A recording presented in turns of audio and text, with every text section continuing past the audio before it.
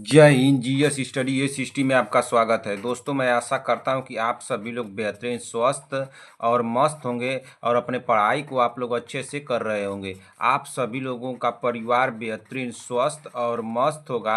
आप सभी लोगों को मेरी तरफ से ढेर सारा प्यार और आपके माता पिता को मेरी तरफ से प्रणाम है। दोस्तों, आज की क्लास में हम लोग पढ़ेंगे यूपी ट्रिपल एससी एनएम महिला स्वास्थ्य कार्यकर्ता के लिए महत्वपूर्ण बहुविकल्पी प्रश्नों को। और महिला स्वास्थ्य कार्यकर्ता की हमारी 205 नंबर की क्लास है, जिसमें कि सारे क्वेश्चन हमारे कैसे होंगे, तो ऑब्जेक्टिव होंगे, यानी कि बहुविकल्पी होंगे। तो दोस्तों, आप लोग क्लास में बने रहिए और एक एक क्वेश्चन को ध्यान से सुनते चलिए और देखते चलिए। क्या दोस्तों, एक एक क्वेश्चन को ध्यान से सुनते चलिए और देखते चलिए। और जिस भी क्वेश्चन के आप लोगों को आंसर आ रहे हैं, तुरंत कमेंट बॉक्स में हमको बताते भी चलिए। और लास्ट में अपना स्कोर हमको ज़रूर बताइएगा कि आप लोगों के स्कोर कितने गए हैं। इससे ये पता चलेगी कि आप लोगों की तैयारी कितनी हुई है और अभी कितनी करनी चाहिए। इस चैनल पर आप लोगों को क्लास कितने बजे मिलेगी, तो इस चैनल पर आप लोगों को क्लास मिलेगी सुबह 7 AM पे। कितने बजे? सुबह 7 AM पे। और एक क्लास आप लोगों को शाम को देखने को मिलेगी, जिसकी टाइमिंग है 7 PM। यानी कि दो क्लासें आप लोगों को देखने को मिलेगी, सुबह 7 बजे और शाम को 7 बजे। इस चैनल पर जितने भी हमारे भाई बहन आए हुए हैं, चैनल को आप लोग ईमानदारी से सब्सक्राइब कर लीजिए, जब तक कि आप लोगों का एग्जाम नहीं हो जाता है। जैसे ही आप लोगों का एग्जाम हो जाएगा, तुरंत आकर के अनसब्सक्राइब मार दीजिएगा, मुझे कोई दिक्कत नहीं। मैं बार बार आप लोगों को सब्सक्राइब करने के लिए क्यों बोलता हूं कि जैसे ही मैं कोई क्लास लूँगा, उसका नोटिफिकेशन आप लोगों के पास चला जाएगा और आप लोग उस क्लास को सबसे पहले देख लेंगे। इसीलिए मैं आप लोगों को बार बार सब्सक्राइब करने के लिए बोलता हूँ। चलिए, अब देर न करते हुए आज की मोटिवेशन के साथ इस क्लास को हम लोग शुरू करते हैं और देखते हैं कि आज का हमारा मोटिवेशन क्या है। तो आज का हमारा मोटिवेशन है, जीतेंगे हम ये वादा करो, कोशिश हमेशा ज्यादा करो। क्या दोस्तों, जीतेंगे हम ये वादा करो, कोशिश हमेशा ज्यादा करो। किस्मत भी रूठे पर हिम्मत ना टूटे, मजबूत इतना इरादा करो। तो चलिए दोस्तों, अब आप लोगों का समय जाया न करते हुए आज की क्लास को हम लोग शुरू करते हैं और देखते हैं कि हमारा पहला क्वेश्चन क्या दिया है। तो हमारा पहला क्वेश्चन दिया है क्वेश्चन नंबर 1। चलिए, क्वेश्चन नंबर 1 को पढ़ने से पहले मैं आप लोगों को बताना चाहता हूं कि अपने मोबाइल की क्वालिटी को आप लोग बढ़ा लीजिए। क्या करना है? अपने मोबाइल की क्वालिटी को बढ़ा लेना है और अपने मोबाइल के साउंड को बढ़ा लेना है। दो काम आप लोगों को पहले कर लेना है। इतना काम आप लोग कर लीजिएगा। एक एक क्वेश्चन को ध्यान से सुनते चलना है। जिस क्वेश्चन का आप लोगों को आंसर आएगा, तुरंत कमेंट बॉक्स में आप लोगों को बताते चलना है। अपना स्कोर आप लोगों को काउंट करते चलना है। इतना काम आप लोगों को कर लेना है, ठीक ना? तो चलिए, अब क्लास को शुरू करते हैं। ध्यान से क्लास को सुनते चलिएगा, तेजी में क्लास को किया जाएगा और तुरंत तुरंत आप लोग क्वेश्चन का इसका बताते चलिए क्वेश्चन का आंसर, ठीक ना? चलिए, क्वेश्चन नंबर 1 क्या दिया है। WHO के अनुसार सामान्य प्रसव के पश्चात एक माँ को कितने समय में स्तनपान कराना चाहिए? तो कितने समय में स्तनपान कराना चाहिए भाई?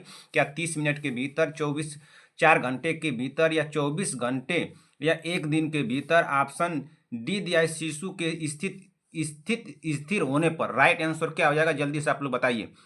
WHO के अनुसार सामान्य प्रसव के पश्चात एक माँ को कितने समय में स्तनपान कराना चाहिए? तो कितने समय में स्तनपान कराना चाहिए? तो ऑप्शन ए दिया है 30 मिनट के भीतर। राइट आंसर होगा यहाँ पे ऑप्शन नंबर ए। अगले क्वेश्चन पर चलिए, क्वेश्चन नंबर 2। गर्भावस्था की पूर्णता पर प्लेसेंटा का लगभग वजन होता है।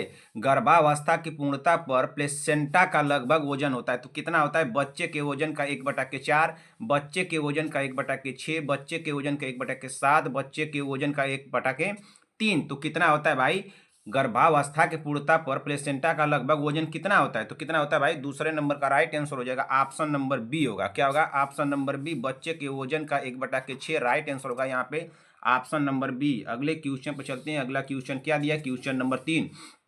सामान्य प्रसव के बाद महिला को कितने घंटों तक अस्पताल में रुकना चाहिए? क्या 24 घंटे, 36 घंटे, 48 घंटे, या 12 घंटे? सामान्य प्रसव के बाद महिला को कितने घंटों तक अस्पताल में रुकना चाहिए? तो कितने घंटों तक अस्पताल में रुकना चाहिए? तो 24 घंटे तक। राइट आंसर होगा यहाँ पे ऑप्शन नंबर ए।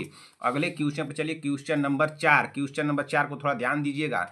एप्सियोटॉमी के साथ निम्नलिखित में से कौन सी जटिलता संभव है? एप्सियोटॉमी के साथ निम्नलिखित में से कौन सी जटिलता संभव है? क्या रक्त की हानि, गर्भाशय की विकृति, या लंबे समय तक संभोग के दौरान दर्द, या प्रसवोत्तर हार्मोनल उतार चढ़ाव? राइट आंसर क्या होगा? सभी बहनें कमेंट कर दें। देखिए इस चौथे नंबर क्वेश्चन में कहीं कहीं आप लोगों को लगेगा कि लंबे समय तक संभोग के दौरान दर्द लगाया जाएगा, लेकिन इसका राइट आंसर आप लोग लगा के आइएगा ऑप्शन नंबर ए। क्या लगा के आना है? ऑप्शन नंबर ए लगा के आना है, ज़्यादा दिमाग नहीं लगाना है। क्वेश्चन नंबर 4 हो गया। अगले क्वेश्चन पर चलते हैं, क्वेश्चन नंबर 5। क्वेश्चन नंबर 5 को पढ़िए। विशेष उपकरणों द्वारा गर्भाशय ग्रीवा एवं योनि की दृश्य जांच को क्या कहा जाता है? क्या है? स्टेरोस्कोपी कहा जाता है, लैप्रोस्कोपी कहा जाता है, कोलोस्कोपी कहा जाता है, या इस सैलेपिगोस्कोपी कहा जाता है। तो क्या कहा जाता है भाई? विशेष उपकरणों द्वारा गर्भाशय ग्रीवा एवं योनि की दृश्य जांच को क्या कहा जाता है? तो क्या कहा जाता है? तो इसको कहा जाता है कोलपोस्कोपी ना, क्या कहता है? कोलपोस्कोपी। राइट आंसर होगा यहाँ पे ऑप्शन नंबर सी हो जाएगा। क्या हो जाएगा? Option number C. अगले क्वेश्चन पर चलते हैं, क्वेश्चन नंबर 6। क्वेश्चन नंबर 6 को पढ़िए, क्या दिया है? रुके हुए प्लेसेंटल टुकड़ों की सबसे सामान्य प्रमुख जटिलता क्या है? रुके हुए प्लेसेंटल टुकड़ों की सबसे सामान्य जटिलता क्या है? क्या प्यूरिपेरल संक्रमण है, या प्रसवोत्तर अवसाद है, या प्रसवोत्तर रक्तस्राव है, या प्रसवोत्तर सबइनोव्यूलेशन है? तो राइट आंसर क्या होगा? रुके हुए प्लेसेंटल टुकड़ों की सबसे सामान्य प्रमुख जटिलता क्या है? तो सबसे प्रमुख जटिलता जो होगी ये क्या हो जाएगी भाई? यहाँ पे राइट आंसर हो जाएगा ऑप्शन नंबर क्या होगा? सी होगा, प्रसव उत्तर रक्तस्राव हो जाएगा। क्या हो जाएगा? प्रसव उत्तर रक्तस्राव। राइट आंसर होगा यहाँ पे ऑप्शन नंबर सी। अगले क्वेश्चन पे चलते हैं। अगला क्वेश्चन क्या दिया है? Question number 7। क्वेश्चन नंबर 7 को पढ़िए। शुक्राणु द्वारा जारी किए जाने वाले लाइटिंग एंजाइम कौन सा है? शुक्राणु द्वारा जारी किया जाने वाला लाइटिंग एंजाइम कौन सा है? क्या है?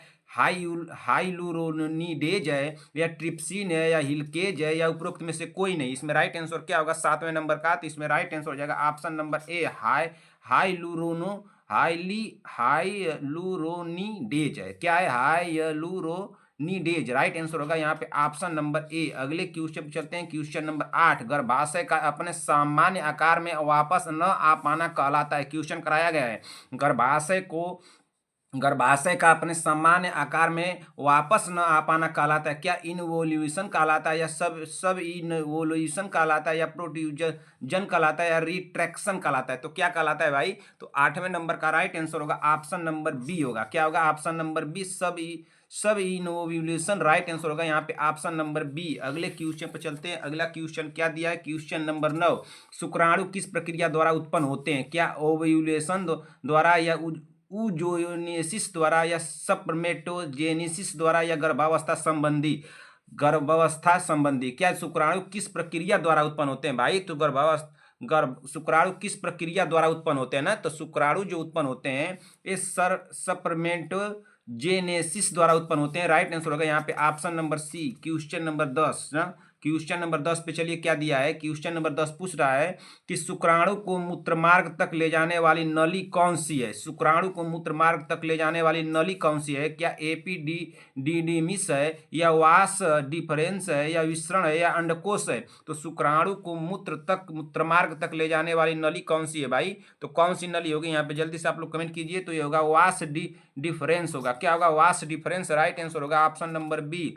Question number 11। क्वेश्चन नंबर 11 को पढ़िए। अंडाणु में प्रवेश करने से पहले शुक्राणु की तैयारी को क्या कहते हैं? क्या संभोग कहते हैं, स्पर्मेशन कहते हैं, या कैपेसिटेशन कहते हैं, या इंसेमिनेशन कहते हैं? तो अंडाणु में प्रवेश करने से पहले शुक्राणु की तैयारी को क्या कहते हैं? तो क्या कहते हैं भाई? तो इसको कहते हैं, क्या कहते हैं? इसको कहते हैं कैपेसिटेशन कहते हैं। क्या कहते हैं? कैपेसिटेशन। राइट आंसर होगा यहाँ पे ऑप्शन नंबर सी हो जाएगा। अगले क्वेश्चन पे चलते हैं, question number 12।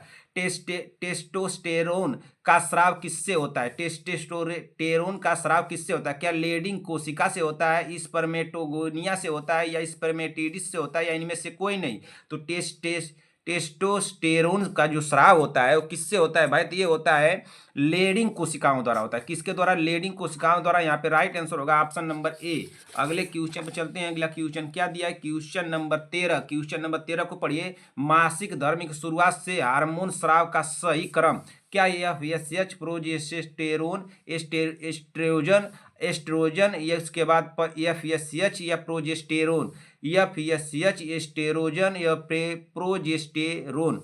Oestrogen, progesterone, FSH। Right answer क्या होगा? सभी बहनें कमेंट करें। मासिक धर्म की शुरुआत से हार्मोन स्राव का सही क्रम है। तो सही क्रम इसमें बताना है आप लोगों को क्या है भाई? तो इसमें FSH, एस्ट्रोजन, एस्ट्रोजन और प्रोजेस्टेरोन। राइट आंसर होगा यहाँ पे ऑप्शन नंबर सी। अगले क्वेश्चन पे चलिए, क्वेश्चन नंबर 14। सामान्य वीर्य में न्यूनतम शुक्राणु की संख्या के लिए WHO का मानदंड क्या है? क्या 60 मिलियन, 15 मिलियन, 20 मिलियन या 30 मिलियन? सामान्य वीर्य में न्यूनतम शुक्राणु संख्या के लिए WHO का मानदंड क्या है? तो इसका मानदंड क्या होगा? तो इसका मानदंड होगा 15 मिलियन। राइट आंसर होगा यहाँ पे ऑप्शन नंबर बी। अगले क्वेश्चन पे चलिए, क्वेश्चन नंबर 15। लिंग गुणसूत्रों को क्या कहा जाता है? लिंग गुणसूत्रों को क्या कहा जाता है? क्या एलोसोम कहा जाता है, हेटेरोसोम्स कहा जाता है, ऑटोसोम्स कहा जाता है, यूक्रोमोसोम्स कहा जाता है? तो क्या कहा जाता है भाई? लिंग गुणसूत्रों को क्या कहा जाता है? तो लिंग गुणसूत्रों को कहा जाता है एलोसोम्स कहा जाता है। क्या कहा जाता है? एलोसोम्स। राइट आंसर होगा यहाँ पे ऑप्शन नंबर ए। अगले क्वेश्चन पे चलिए, क्वेश्चन नंबर 16। हाइड्रोसिल किसकी सूजन है? क्या हाइड्रोसिल किसकी सूजन है? क्या लिम्फ नोड्स की है, लीवर की है, अंडकोश की है या स्प्लीन की है? तो हाइड्रोसिल जो सूजन है, ये 16 नंबर का राइट आंसर यहाँ पर क्या हो जाएगा? तो अंडकोश होगा। राइट आंसर होगा ऑप्शन नंबर सी। अगले क्वेश्चन पे चलिए, क्वेश्चन नंबर 17। क्वेश्चन नंबर 17 पे चलिए, क्वेश्चन नंबर 17 क्या, चलिए पढ़िए 17 नंबर क्वेश्चन को। 17 नंबर क्वेश्चन क्या दिया है? 17 नंबर क्वेश्चन पूछ रहा है एस्पर्मिया शब्द का उपयोग किसके लिए किया जाता है? क्या वीर्य की अनुपस्थिति के लिए, शुक्राणु की अनुपस्थिति के लिए, असमान शुक्राणु की उपस्थिति के लिए, शुक्राणु गतिशीलता की अनुपस्थिति के लिए? एस्पर्मिया शब्द का उपयोग किसके लिए किया जाता है? तो एस्पर्मिया शब्द का उपयोग जो किया जाता है वीर्य की अनुपस्थिति के लिए किया जाता है। किसके लिए? वीर्य की अनुपस्थिति के लिए। यहाँ पे राइट आंसर होगा option number A. Question number 18। Question number 18 पढ़े, कशेरुक स्तंभ का सही समीकरण क्या है? कशेरुक स्तंभ का सही समीकरण क्या है? क्या C2T1 2L5S5C4 या C2T1 या 2T1 या 2L या FS या 4C4? राइट आंसर इसमें क्या हो जाएगा? क्या CT10L4S1C1? उपरोक्त में से कोई नहीं। राइट आंसर क्या होगा? कशेरुक स्तंभ का सही समीकरण बताना है आप लोगों को। तो कशेरुक स्तंभ का सही समीकरण क्या होगा इसमें तो हमको लग रहा है कि कोई समीकरण इसका नहीं काम कर रहा है, इसलिए राइट आंसर यहाँ पर लगाइए ऑप्शन नंबर डी, उपरोक्त में से कोई नहीं। अगले क्वेश्चन चलिए, क्वेश्चन नंबर 19। क्वेश्चन नंबर 19 को पढ़िए, क्या दिया है? प्रत्येक परिपक्व जनन कोशिका में गुणसूत्रों की कुल संख्या है। प्रत्येक परिपक्व जनन कोशिका में गुणसूत्रों की कुल संख्या कितनी? 23, 24, 46, 48। तो कितनी है भाई? इसमें राइट आंसर क्या होगा? 19 नंबर का, तो इसमें 23। राइट आंसर होगा ऑप्शन नंबर ए। अगले क्वेश्चन चलिए, क्वेश्चन नंबर 20। सर्वाइकल कशेरुकाओं की संख्या कितनी है? सर्वाइकल कशेरुकाओं की संख्या कितनी है? 5, 12, 3, 7। तो सर्वाइकल कशेरुकाओं की संख्या जो है वो कितनी है? तो वो है 7। राइट आंसर होगा ऑप्शन नंबर डी। अगले क्वेश्चन पे चलिए, क्वेश्चन नंबर 20 हो गया। Question number 21। क्वेश्चन नंबर 21 पे चलते हैं भाई, देखते हैं क्वेश्चन नंबर 21 क्या दिया है। Question number 21। क्वेश्चन नंबर 21 को पढ़िए, निम्न में से कौन फील्ड लेवल सुपरवाइजर है? निम्न में से कौन फील्ड लेवल सुपरवाइजर है? तो कौन है? CMO है, LHV है या CDPO है या DM है? राइट आंसर यहाँ पे क्या हो जाएगा? जल्दी से आप लोग कमेंट कीजिए। निम्न में से कौन फील्ड लेवल सुपरवाइजर है? तो कौन फील्ड लेवल सुपरवाइजर है भाई? 21 नंबर का राइट आंसर क्या हो जाएगा? तो यहाँ पे राइट आंसर होगा ऑप्शन नंबर बी, LHV है। क्या है? LHV। राइट आंसर होगा ऑप्शन नंबर यहाँ पे बी। अगले क्वेश्चन चलिए, क्वेश्चन नंबर 22। परीक्षा में उप स्वास्थ्य केंद्र से संबंधित प्रश्न में सबसे पहले किसे याद करें? बताइए किसे याद करना चाहिए? 22 नंबर का यहाँ पे राइट आंसर क्या हो जाएगा? तो यहाँ पे राइट आंसर होगा LHV को। किसको? LHV को। राइट आंसर क्या हो सकता है बताइए? राइट आंसर यहाँ पे क्या हो सकता है? तो यहाँ पे राइट आंसर लगाइए, ऑप्शन नंबर सी को लगाया जाए ना। ऑप्शन नंबर सी को लगाएं कि ऑप्शन नंबर बी को? आप लोग कमेंट कीजिए। Question number 23। ICDS ना कार्यक्रम का जिला प्रभारी कौन होता है? ICDS कार्यक्रम का जिला प्रभारी कौन होता है? तो कौन होता है भाई? क्या सुपरवाइजर होता है, ANM होता है, CDPO होता है या AMO होता है? तो ICDS कार्यक्रम का जिला प्रभारी कौन होता है? तो कौन होता है भाई? तो यहाँ पे 23 राइट आंसर हो जाएगा CDPO हो जाएगा। क्या हो जाएगा? CDPO। राइट आंसर होगा option number C. Question number 24। Sub centre पर रिकॉर्ड का रजिस्टर की जांच कौन करता है? क्या ANM, आशा, LHV या CDPO? राइट आंसर क्या होगा? सब सेंटर पर रिकॉर्ड एवं रजिस्टर की जांच कौन करता है? तो कौन करता है भाई यहाँ पे? तो ये करता है LHV ना, कौन करता है LHV, राइट आंसर होगा यहाँ पे ऑप्शन नंबर सी। 24 नंबर हो गया क्वेश्चन नंबर 25 पे चलिए। क्वेश्चन नंबर 25 क्या दिया है भाई, क्वेश्चन नंबर 25 को पढ़ा जाए। पूछ रहा है कि परिवार कल्याण सेवाओं का फील्ड सुपरवाइजर कौन करता है। परिवार कल्याण सेवाओं का फील्ड सुपरविजन कौन करता है। क्या AMO, LHV या CMO या आशा, तो कौन करता है भाई, तो 25वें नंबर का राइट आंसर हो जाएगा ऑप्शन नंबर बी LHV। कौन करता है LHV, राइट आंसर होगा option number B. Question number 26, ASHA किसकी सहायता से कार्य करती है। क्या AMO की, CMO की, ANM की या CDPO की, तो आशा किसकी सहायता से करती है, काम करती है, तो भाई आशा जो करती है ANM की सहायता से कार्य करती है, राइट आंसर होगा यहाँ पे ऑप्शन नंबर सी। अगले क्वेश्चन पे चलते हैं, क्वेश्चन नंबर 27। क्वेश्चन नंबर 27 को पढ़िए। उप स्वास्थ्य केंद्र का पर्यवेक्षण कौन करता है। उप स्वास्थ्य केंद्र का पर्यवेक्षण कौन करता है। ANM, AMO, आशा, LHV, कौन करता है भाई। 27 नंबर क्वेश्चन का राइट आंसर क्या होगा, जल्दी से आप लोग कमेंट कीजिए, सभी बहने कमेंट करें कि उप स्वास्थ्य केंद्र का पर्यवेक्षण कौन करता है। तो उप स्वास्थ्य केंद्र का पर्यवेक्षण जो करता है LHV करता है, राइट आंसर होगा यहाँ पे ऑप्शन नंबर डी। अगले क्वेश्चन पे चलते हैं, क्वेश्चन नंबर 28। ANM के कार्यों का प्रत्यक्ष पर्यवेक्षण किसके द्वारा किया जाता है। ANM के कार्यों का प्रत्यक्ष पर्यवेक्षण किसके द्वारा किया जाता है भाई। क्या CMO द्वारा, AMO द्वारा, LHV द्वारा या CDPO द्वारा,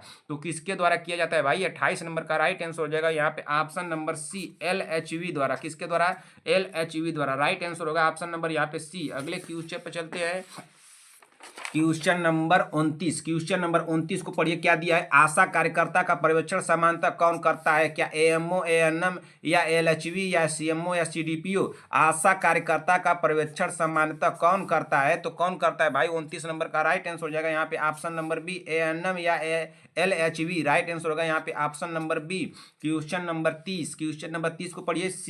PHC का प्रभारी कौन होता है। PHC का प्रभारी कौन होता है, सभी बहने कमेंट करें। क्या LHV होता है, ANM होता है, चिकित्सा अधिकारी होता है या आशा होता है।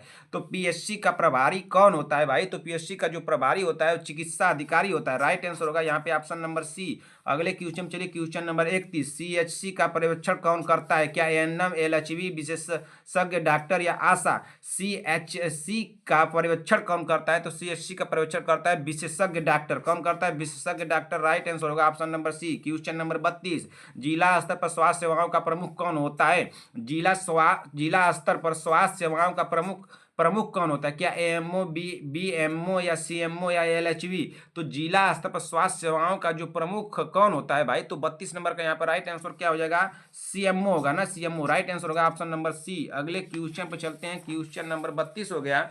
Question number 33। क्वेश्चन नंबर 33 पे चलिए। क्वेश्चन नंबर 33 क्या दिया, आंगनबाड़ी कार्यकर्ता का पर्यवेक्षण किसके द्वारा किया जाता है, बताइए। संगीता पटेल जी, प्रियंका साहनी जी, बीबा जी, सीमा देवी जी, शांति वाजपेयी जी, और कौन है, विक्रम जायसवाल, चंद्रकला देवी जी, अर्चना प्रजापति, बीबा जी, पुष्पाचार्य, रंजना राजभर, नया तिवारी, नीतू कुमारी, रद्या पंडित, कनिका चौहान, साक्षी यादव, अंश चौधरी जी, अर्चना साहू जी, आरवी चौधरी, रेखा सिंह जी, अनुराधा मौर्य, नया पांडे, बीबा मिश्रा, रश्मि सोम जी, रूपा विश्वकर्मा, प्रीति कुमारी, सभी लोग कमेंट करें। आंगनबाड़ी कार्यकर्ता का पर्यवेक्षण किसके द्वारा किया जाता है भाई। क्या CDPO द्वारा, ANM द्वारा, मुख्य सेविका द्वारा, AMO द्वारा, किसके द्वारा किया जाता है भाई, सभी लोग कमेंट कर दें। क्वेश्चन नंबर 33 का यहाँ पे राइट आंसर क्या हो जाएगा, तो यहाँ पे राइट आंसर होगा ऑप्शन नंबर सी, मुख्य सेविका द्वारा किया जाता है। किसके द्वारा किया जाता है, मुख्य सेविका द्वारा। अगले क्वेश्चन चलिए, क्वेश्चन नंबर 34। मुख्य सेविका का पर्यवेक्षण कौन करता है, क्यों कौन करता है। क्या है, ANM या CDPO या LHV या AMO, तो मुख्य सेविका का जो पर्यवेक्षण करता है वो कौन करता है भाई, तो वो करता है CDPO। कौन करता है, CDPO, राइट आंसर होगा यहाँ पे option number B. Question number 35। Block स्तर पर स्वास्थ्य सेवाओं का पर्यवेक्षण कौन करता है। ब्लॉक स्तर पर स्वास्थ्य सेवाओं का पर्यवेक्षण कौन करता है। क्या LHV करता है, ANM करता है या BMO या AMO या आशा, तो ब्लॉक स्तर पर स्वास्थ्य सेवाओं का पर्यवेक्षण कौन करता है, तो ब्लॉक स्तर पर जो करता है भाई, तो कौन करता है, जल्दी से आप लोग बता दीजिए। तो ब्लॉक स्तर पर जो करता है वो कौन करता है, वो करता है BMO या AMO, राइट आंसर होगा यहाँ पे ऑप्शन नंबर सी। अगले क्वेश्चन पे चलिए, क्वेश्चन नंबर 36। निम्न में से कौन पर्यवेक्षण नहीं है, तो इसमें कौन पर्यवेक्षण नहीं है बताइए। तो पर्यवेक्षण कौन नहीं है, क्या LHV नहीं है या AMO या CMO या ANM, तो पर्यवेक्षण नहीं है। 36 नंबर का यहाँ पे राइट आंसर क्या हो जाएगा, तो यहाँ पे ANM जो है पर्यवेक्षण नहीं है, राइट आंसर होगा यहाँ पे ऑप्शन नंबर डी होगा। क्या होगा, डी होगा। अगले क्वेश्चन पे चलिए, 33 नंबर हो गया।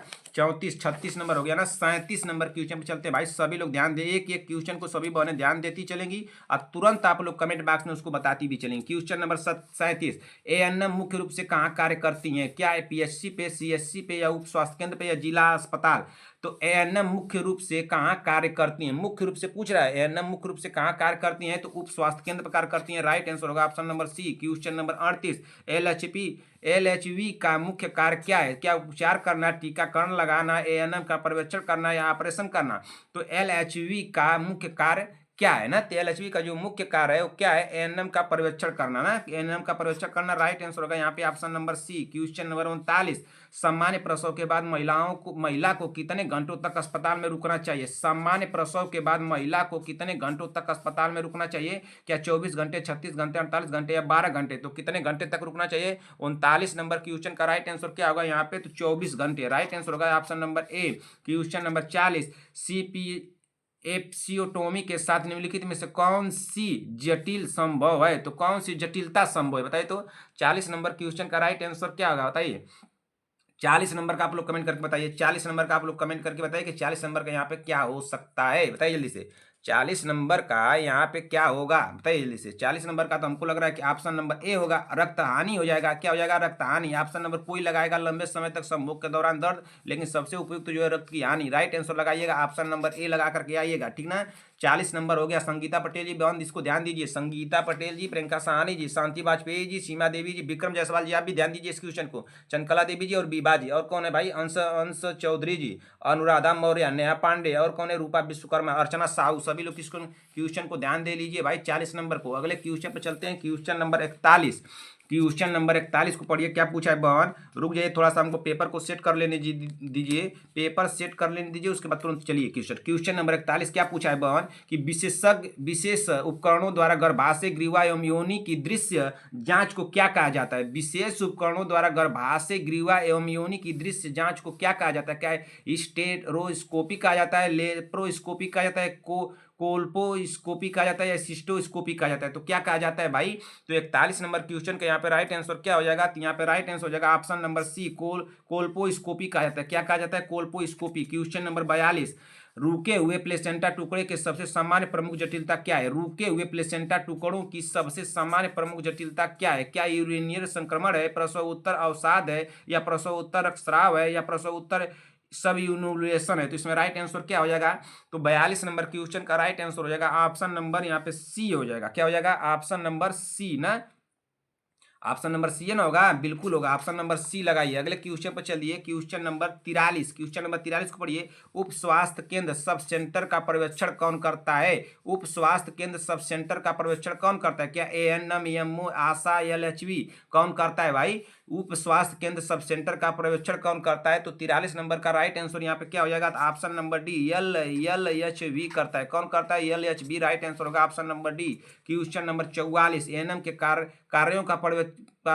कार्यों का प्रत्यक्ष पर्यवेक्षण किसके द्वारा किया जाता है? एएनएम के कार्यों का प्रत्यक्ष पर्यवेक्षण किसके द्वारा किया जाता है? क्या सीएमओ द्वारा, एमओ द्वारा, एलएचवी द्वारा, या सीडीपीओ द्वारा? तो किसके द्वारा किया जाता है भाई? तो 44 नंबर क्वेश्चन का यहाँ पे राइट आंसर हो जाएगा ऑप्शन नंबर सी होगा। क्या हो जाएगा? ऑप्शन नंबर सी ना, एलएचवी द्वारा किया जाता है। अगले क्वेश्चन पर चलिए। क्वेश्चन नंबर कौन सा हो गया? 44 हो गया ना। क्वेश्चन नंबर 45, क्वेश्चन नंबर 45 को चलिए, क्या दिया है? आशा कार्यकर्ता का पर्यवेक्षण सामान्यतः कौन करता है? आशा कार्यकर्ता का सामान्यतः पर्यवेक्षण कौन करता है भाई? इसका पर्यवेक्षण कौन करता है? क्या एएमओ, या एएनएम, एलएचवी, या सीएमओ, या सीडीपीओ? तो कौन करता है भाई? तो आशा जो कार्य करता है उसका पर्यवेक्षण सामान्यतः कौन करता है? तो 45 नंबर का यहाँ पे राइट आंसर क्या हो जाएगा? तो एएनएम, एलएचवी करता है ना। राइट आंसर होगा यहाँ पे option number B. Question number 46, PHC प्राथमिक स्वास्थ्य केंद्र प्रभारी कौन होता है? पीएचसी प्राथमिक स्वास्थ्य केंद्र का प्रभारी कौन होता है बताइए? तो पीएचसी स्वास्थ्य केंद्र का प्रभारी कौन होता है? क्या एलएचवी होता है, एएनएम होता है, चिकित्सा अधिकारी एमओ होता है, या आशा होता है? तो कौन होती है भाई? क्या आशा होती है? यहाँ पे 46 नंबर क्वेश्चन का राइट आंसर क्या हो जाएगा? तो यहाँ पे हो जाएगा एएमओ। कौन हो जाएगा? एएमओ। राइट आंसर होगा यहाँ पे ऑप्शन नंबर चिकित्सा अधिकारी एएमओ होता है। राइट आंसर होगा option number C. Question number 47, CHC समुदाय स्वास्थ्य केंद्र का पर्यवेक्षण कौन करता है? सीएचसी समुदाय स्वास्थ्य केंद्र का पर्यवेक्षण कौन करता है? क्या एएनएम, एलएचवी, या विशेषज्ञ डॉक्टर, या आशा? तो कौन करता है भाई? 47 नंबर का राइट आंसर होगा ऑप्शन नंबर सी, विशेषज्ञ डॉक्टर। क्वेश्चन नंबर 48, जिला स्तर पर स्वास्थ्य सेवाओं का प्रमुख कौन होता है? जिला स्तर पर स्वास्थ्य सेवाओं का प्रमुख कौन होता है? तो कौन होता है भाई? 48 नंबर का राइट आंसर हो जाएगा यहाँ पे सीएमओ। राइट आंसर होगा option number C. Question number हो गया 48। क्वेश्चन नंबर 49 पे चलिए। क्वेश्चन नंबर 49 क्या पूछा है भाई? क्वेश्चन नंबर 49 हमारा पूछ रहा है कि सब सेंटर पर रिकॉर्ड एवं रजिस्टर की जांच कौन करता है? देखिए हर एक क्वेश्चन में आप लोगों को लगेगा कि मिलता जुलता है, लेकिन हर एक क्वेश्चन का लैंग्वेज चेंज है। क्या पूछ रहा है उसको ध्यान दीजिएगा। कोई ऐसा क्वेश्चन आप लोगों को एक आध दो, हमको लग रहा है कि एक ही दो ऐसा क्वेश्चन होगा जो आप लोगों को रिपीट मिलेगा, नहीं तो कोई ऐसा क्वेश्चन इसमें आप लोगों को रिपीट नहीं मिलेगा। सब सेंटर पर रिकॉर्ड एवं रजिस्टर की जांच कौन करता है? क्या एएनएम, आशा, एलएचवी या सीडीपीओ? तो सब सेंटर पर रिकॉर्ड एवं रजिस्टर की जांच कौन करता है भाई? 49 नंबर क्वेश्चन का सभी लोग कमेंट करें। करता है एलएचवी। राइट आंसर होगा यहाँ पे option number C. Question number 50, परिवार कल्याण सेवा का फील्ड सुपरविजन कौन करता है? परिवार कल्याण सेवाओं का फील्ड सुपरविजन कौन करता है? कौन करता है भाई? क्या एएमओ, एलएचवी या सीएमओ या आशा? तो कौन करता है भाई? 50 नंबर क्वेश्चन का राइट आंसर होगा यहाँ पे ऑप्शन नंबर बी, एलएचवी। कौन करता है? एलएचवी। अगले क्वेश्चन पे चलिए। क्वेश्चन नंबर 51, आशा किसकी सहायता से कार्य करती है? क्या एएमओ, सीएमओ, एनएम या सीडीपीओ? तो आशा किसकी सहायता से कार्य करती है? तो 51 नंबर का राइट आंसर होगा ऑप्शन नंबर यहाँ पे सी होगा, एनएम की सहायता से। क्वेश्चन नंबर 52, क्वेश्चन नंबर 52 को पढ़िए। निम्न में से सही जोड़ा कौन सी है? निम्न में से सही जोड़ी कौन सी है बताइए? तो निम्न में से सही जोड़ी कौन सी है? क्या आशा का सीएमओ होगा, एएनएम का सीडीपी होगा, या एएनएम का एलएचवी होगा, या पीएससी का एलएचवी होगा? राइट आंसर क्या आप लोगों को लग रहा है? 52 नंबर का हमको तो लग रहा है यहाँ पे ऑप्शन नंबर सी। क्या लग रहा है? ऑप्शन नंबर सी, एएनएम यानी एएनएम का एलएचवी जांच करता है ना। राइट आंसर क्या आ जाएगा? ऑप्शन नंबर सी होगा। अगले क्वेश्चन पे चलिए। क्वेश्चन नंबर 52 हो गया। क्वेश्चन नंबर 53 पे चलिए। क्वेश्चन नंबर 53 चलिए, बहुत पीछे हम लोग हैं भाई, बहुत पीछे। क्वेश्चन नंबर 53 क्या दिया है? पीएससी का प्रशासनिक नियंत्रण किसके पास होता है? क्या एलएचबी के पास, एमओ के पास, एनएम के पास, या आशा के पास? पीएससी का प्रशासनिक नियंत्रण किसके पास होता है? तो किसके पास होता है भाई? ये होता है एमओ के पास। राइट आंसर होगा यहाँ पे ऑप्शन नंबर बी हो जाएगा। अगले क्वेश्चन पे चलिए। क्वेश्चन नंबर 54, क्वेश्चन नंबर 54 को पढ़िए। पीएससी का प्रशासनिक नियंत्रण किसके पास होता है? पीएचसी का प्रशासनिक नियंत्रण किसके पास होता है? क्या एलएचवी के पास होता है, एएमओ के पास होता है, या एएनएम के पास होता है, या आशा के पास होता है? तो पीएचसी का प्रशासनिक नियंत्रण जो होता है वो किसके पास होता है? तो एएमओ के पास होता है। राइट आंसर होगा ऑप्शन नंबर यहाँ पे बी हो जाएगा। क्या हो जाएगा? Option number B. Question number 55, ICDS कार्यक्रम का जिला प्रभारी कौन होता है? तो आईसीडीएस का जिला प्रभारी कौन होता है भाई? क्या सुपरवाइजर होगा, या एनएम होगा, या सीडीपीओ होगा, या एमओ होगा? तो आईसीडीएस कार्यक्रम का जिला प्रभारी कौन होता है? तो कौन होता है भाई? सीडीपीओ होता है। कौन होता है? सीडीपीओ। राइट आंसर होगा यहाँ पे ऑप्शन नंबर सी। अगले क्वेश्चन पे चलिए। क्वेश्चन नंबर 56, निम्न में से कौन फील्ड लेवल सुपरवाइजर है? निम्न में से कौन फील्ड लेवल सुपरवाइजर है? तो कौन है? सीएमओ है, एलएचवी है, या सीडीपीओ, या डीएम है? तो कौन है भाई? 56 नंबर क्वेश्चन का यहाँ पे राइट आंसर क्या होगा भाई? संगीता पटेल जी, प्रियंका साहनी जी, बीबा जी, सीमा देवी जी, सभी लोगों ने कमेंट करके बताएं कि इसका राइट आंसर क्या होगा। 56 नंबर का राइट आंसर क्या होगा भाई? सीमा देवी जी कमेंट कीजिए। विक्रम जायसवाल जी, शांति बाजपेयी जी क्लास में बहुत एब्सेंट हो रही है भाई। चलिए कहीं और पढ़ रही है, ठीक है, अच्छी बात है, अच्छी बात है भाई। 56 नंबर का राइट आंसर क्या हो जाएगा? यहाँ पे राइट आंसर होगा ऑप्शन नंबर बी। क्या हो जाएगा? Option number B. अगले क्वेश्चन चलिए। 56 के बाद चलते हैं 57 नंबर क्वेश्चन पे। 57 नंबर क्वेश्चन को पढ़िए। क्या दिया है? परीक्षा में उप स्वास्थ्य केंद्र से संबंधित प्रश्न में सबसे पहले किसे याद करें? तो किसे एमओ को करते हैं, कि आशा को, या एलएचबी को, या सीएमओ को? तो किसको याद करना चाहिए भाई? 57 नंबर क्वेश्चन का यहाँ पे राइट आंसर देखिए लगाया जाएगा। यहाँ पे क्या, यहाँ पे आप लोग लगाइए। देखिए कहीं कहीं आप लोगों को इसमें देगा कि सी लगाना है, लेकिन यहाँ पे आप लोग लगाइए, किसको लगाएंगे? आप लोग लगाइए यहाँ पे बी को लगाइए। राइट आंसर यहाँ पे लगाइए बी को ना। अगले क्वेश्चन पे चलिए। क्वेश्चन नंबर 58, तीसरे चरण के प्रसव के सबसे आम जटिलता है? तीसरे चरण के प्रसव की सबसे आम जटिलता है। तो तीसरे चरण के प्रसव की सबसे आम जटिलता क्या है बताइए संगीता पटेल जी? तो सब इनाव्यूलेशन है, खून बहना, शाक, या प्रोफेरेशन? राइट आंसर क्या हो जाएगा बताइए जल्दी से। तीसरे चरण की प्रसव की सबसे आम जटिलता है। तो तीसरे चरण की प्रसव की सबसे आम जटिलता क्या है? तो ऑप्शन नंबर यहाँ पे लगेगा ऑप्शन नंबर बी, खून बहना। क्या लगेगा? खून बहना, राइट आंसर होगा बहना, option number B. Question number 59, ऊपर ऊफेरेक्टोमी शब्द का अर्थ है, ऊफोरेक्टोमी शब्द का अर्थ है क्या? अंडाशय को हटाना, फैलोपियन ट्यूब को हटाना, या अंडाशय की सूजन या गर्भाशय को हटाना। राइट आंसर क्या होगा 59 नंबर का? तो यहाँ पे हो जाएगा अंडाशय को हटाना, राइट आंसर होगा अंडाशय को हटाना ही होगा ना, राइट आंसर होगा ऑप्शन नंबर ए होगा जी, बिल्कुल होगा। क्वेश्चन नंबर 60, गर्भाधान के 7 सप्ताह बाद गर्भाशय में गर्भाधान के उत्पाद को क्या कहा जाता है? गर्भाधान के 7 सप्ताह बाद गर्भाशय में गर्भाधान के उत्पाद को क्या कहा जाता है? तो क्या कहा जाता है? जाइगोट कहा जाता है, एम्ब्रियो का एम्ब्रायो कहा जाता है, फीटस कहा जाता है, नवजात शिशु कहा जाता है। तो गर्भाधान के 7 सप्ताह बाद गर्भाशय में गर्भाधान के उत्पाद को क्या कहा जाता है भाई? तो क्या कहा जाता है? तो 60वें नंबर का यहाँ पे लगाना है आप लोगों को। देखिए कहीं कहीं आप लोगों को फीटस देगा, लेकिन फीटस से ज्यादा उपयुक्त आप लोगों को आंसर लगाना है ऑप्शन नंबर बी। क्या लगाना है? ऑप्शन नंबर बी, एम्ब्रियो लगाना है। क्या लगाना है? एम्ब्रियो ना, राइट आंसर यहाँ पे लगाइए, ऑप्शन नंबर बी को लगाइएगा, ठीक ना। इस तरह से ऑप्शन आएगा तो ऑप्शन नंबर बी को लगा करके आइएगा। अगले क्वेश्चन पे चलते हैं। क्वेश्चन नंबर 60 हो गया। क्वेश्चन नंबर 61, क्वेश्चन नंबर 61 को देखिए भाई क्या दिया है। क्वेश्चन बहुत पीछे हैं बहन, हम लोग बहुत पीछे हैं। क्वेश्चन नंबर 61 को पढ़िए। प्रसूति आपात स्थिति में सभी शामिल हैं सिवाय, सिवाय शब्द को ध्यान दीजिएगा। प्रसूति आपात स्थिति में सभी शामिल हैं सिवाय क्या? स्थानिक गर्भावस्था, प्लेसेंटा एटेरियर, या प्लेसेंटा प्रीवी, या एलेक्सिया। राइट आंसर क्या होगा? जल्दी से कमेंट कीजिए। तो संगीता पटेल जी, प्रियंका साहनी जी, संगीता पटेल बहन आप कमेंट कीजिए तो इसका राइट आंसर होगा। संगीता पटेल जी, आपको ना सुबह सुबह ना जो सुबह सुबह आप जो चाय भात खा लेती हैं तो आपका दिमाग नहीं काम करता है क्या? हमको तो लगता है काम कर लेना चाहिए चाय भात खा लेने से, लेकिन आपको भाई आप अपना स्कोर क्यों नहीं बताती हैं? स्कोर क्यों नहीं बताइए? बताइए कल की क्लास में स्कोर क्यों नहीं बताइए? क्या दिक्कत है? कान पकड़ के मारना पड़ेगा क्या आपको? मारना पड़ेगा हमेशा। सुबह हर एक क्लास में डांट सुनने का काम करती हैं आप। हर क्लास में आपको कोई ऐसी क्लास बताइए जिसमें आपको डांटू ना मैं, बताइए। क्वेश्चन नंबर 61 को बताइए बन क्या होगा? प्रसूति आपात स्थिति में सभी शामिल है सिवाय, तो सभी शामिल है सिवाय 61 नंबर का राइट आंसर क्या होगा? इसमें लगाना है ऑप्शन नंबर प्लेसेंटा एटेरियर। क्या लगाना है? प्लेसेंटा एटेरियर, राइट आंसर होगा ऑप्शन नंबर बी। अगले क्वेश्चन चलिए। क्वेश्चन नंबर 62, प्रसव के बाद पहले 24 घंटे में कौन सा लोचिया अपेक्षित है? प्रसव के बाद पहले 24 घंटे में कौन सा लोचिया अपेक्षित है? तो कौन सा है? लोचिया की अनुपस्थिति, दुर्गंध युक्त हरा स्राव, चमकीला लाल रंग, लोचिया के साथ बड़े थक के। राइट आंसर क्या होगा? उड़ा दीजिए इस क्वेश्चन को हवाई जहाज की तरह हवा में, बताइए तो इस राइट आंसर इसका क्या होगा? अंश चौधरी जी, इसका राइट आंसर क्या होगा? कमेंट कीजिए। आरबी चौधरी जी, रेखा सिंह जी, अनुराधा मौर्य, नेहा पांडे, विभा मिश्रा, विक्रम जायसवाल जी, आप बताइए इसका राइट आंसर क्या होगा? चंद्रकला देवी जी, अर्चना प्रजापति, विभा जी, शांति वाजपेयी, सीमा देवी जी, विक्रम जायसवाल। भाई जल्दी से कमेंट कर दीजिए आप।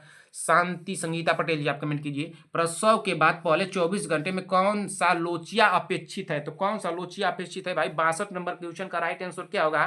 तो 62 नंबर का यहाँ पे लगाना है ऑप्शन नंबर क्या लगाएंगे? ऑप्शन नंबर सी लगाएंगे, चमकीला लाल लगाएंगे। क्या लगाएंगे? चमकीला लाल रंग, राइट आंसर होगा option number C. Question number 63,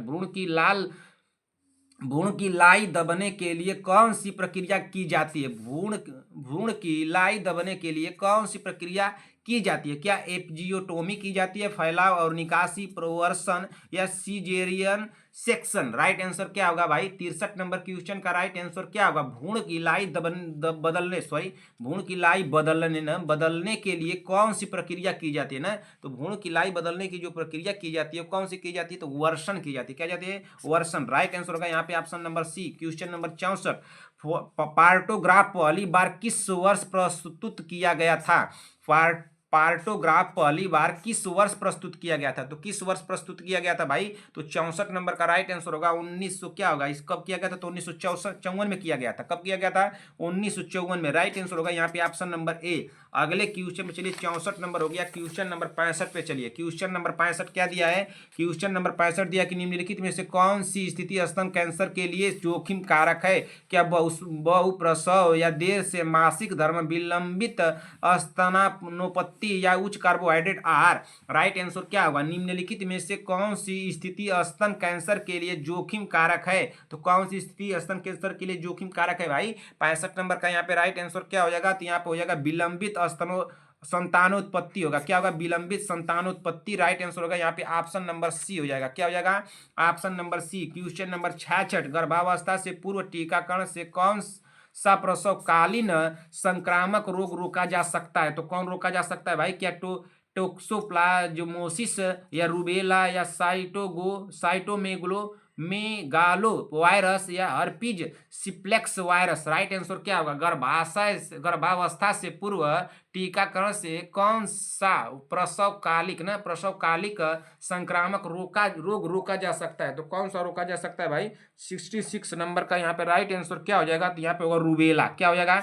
rubella. Right answer होगा option number B. Question number 67, test tube baby के बारे में सही कथन कौन सा है? टेस्ट ट्यूब बेबी के बारे में सही कथन कौन सा है? क्या महिला जननांग पथ के अंदर निषेचन, इनकेव्यूटर में समय से पूर्व जन्मे शिशु का पालन, ऑप्शन सी दिया बाहर निषेचन और गर्भावस्था में विकास, ऑप्शन डी दिया निषेचन और विकास दोनों शरीर के बाहर। राइट आंसर क्या होगा? टेस्ट ट्यूब बेबी के बारे में सही कथन कौन सा है? तो 67 नंबर क्वेश्चन का यहाँ पे राइट आंसर क्या हो जाएगा? तो यहाँ पे लगाना है ऑप्शन नंबर सी, बाहर निषेचन और गर्भाशय में विकास। राइट आंसर हो जाएगा यहाँ पे ऑप्शन नंबर सी होगा। क्या हो जाएगा?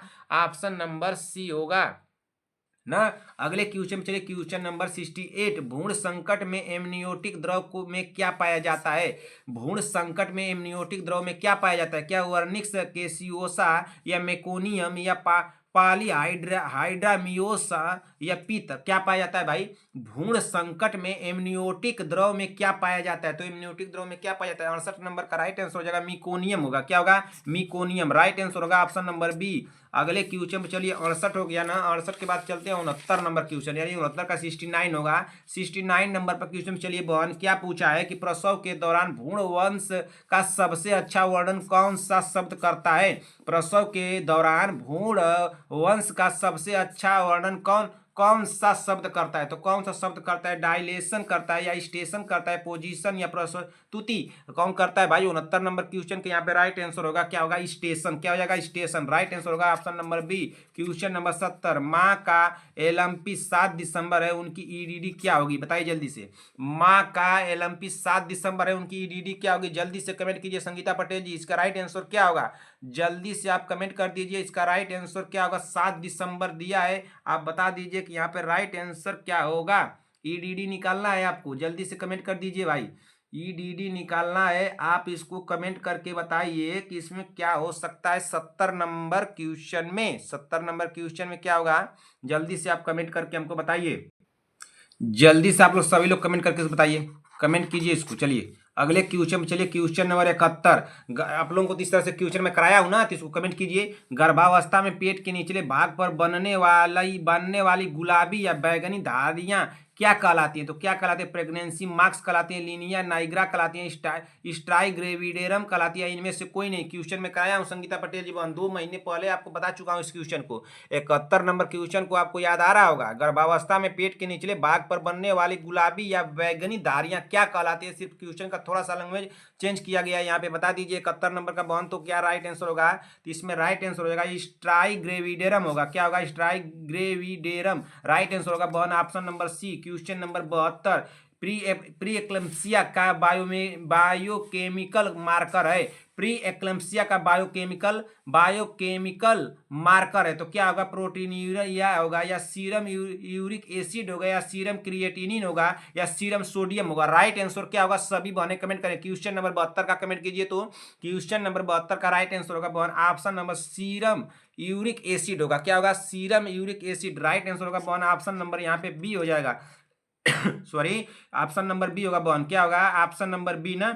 एक एक क्वेश्चन को बहन आप लोग देखते चलिए, सुनते चलिए। एक बात अब हमको कमेंट कीजिएगा लास्ट में कि अगर आप लोगों को ये लगेगा कि नहीं सर बहुत तेजी में क्लास है, हम लोग को समझ में नहीं, यार डिस्टर्बिंग हो गई, तो मैं आप लोग बताएंगे आप लोग बहन, तो मैं इस क्लास को दोबारा से लेकर आऊँगा, फिर दोबारा से कराऊंगा। लेकिन आप लोग ऐसा मत कीजिएगा कि नहीं इसी तरह से चले जाए। नहीं सर कोई दिक्कत नहीं है, दिक्कत नहीं होगी। अगर दिक्कत होगी बहन तो हमको बताइएगा ना। एग्जाम हॉल में जाना है बहन, 7 दिन हम लोग के पास बचा है। 7 दिन खूब मेहनत कीजिए, जितना हो सके उतना दम लगा दीजिए, पूरा जोर जान जितना आप लोगों के पास शक्ति है पूरी शक्ति लगा दीजिए ना, पूरी ताकत लगा दीजिए एग्जाम को करेक्ट करने के लिए। अब जिसको भाई हमारे ऊपर विश्वास है, वो सोच रहा है कि मैं क्वेश्चन नहीं दे पाऊंगा, मैं क्वेश्चन दूंगा बहन, मेरे ऊपर विश्वास कीजिए, ठीक ना। संगीता पटेल जी बहन मेरे ऊपर विश्वास कीजिए। हर एक क्लास के 2 घंटे बाद आप नोटिफिकेशन चेक करते रहिए। हर क्लास के 2 घंटे बाद नोटिफिकेशन आप लोग चेक कीजिए।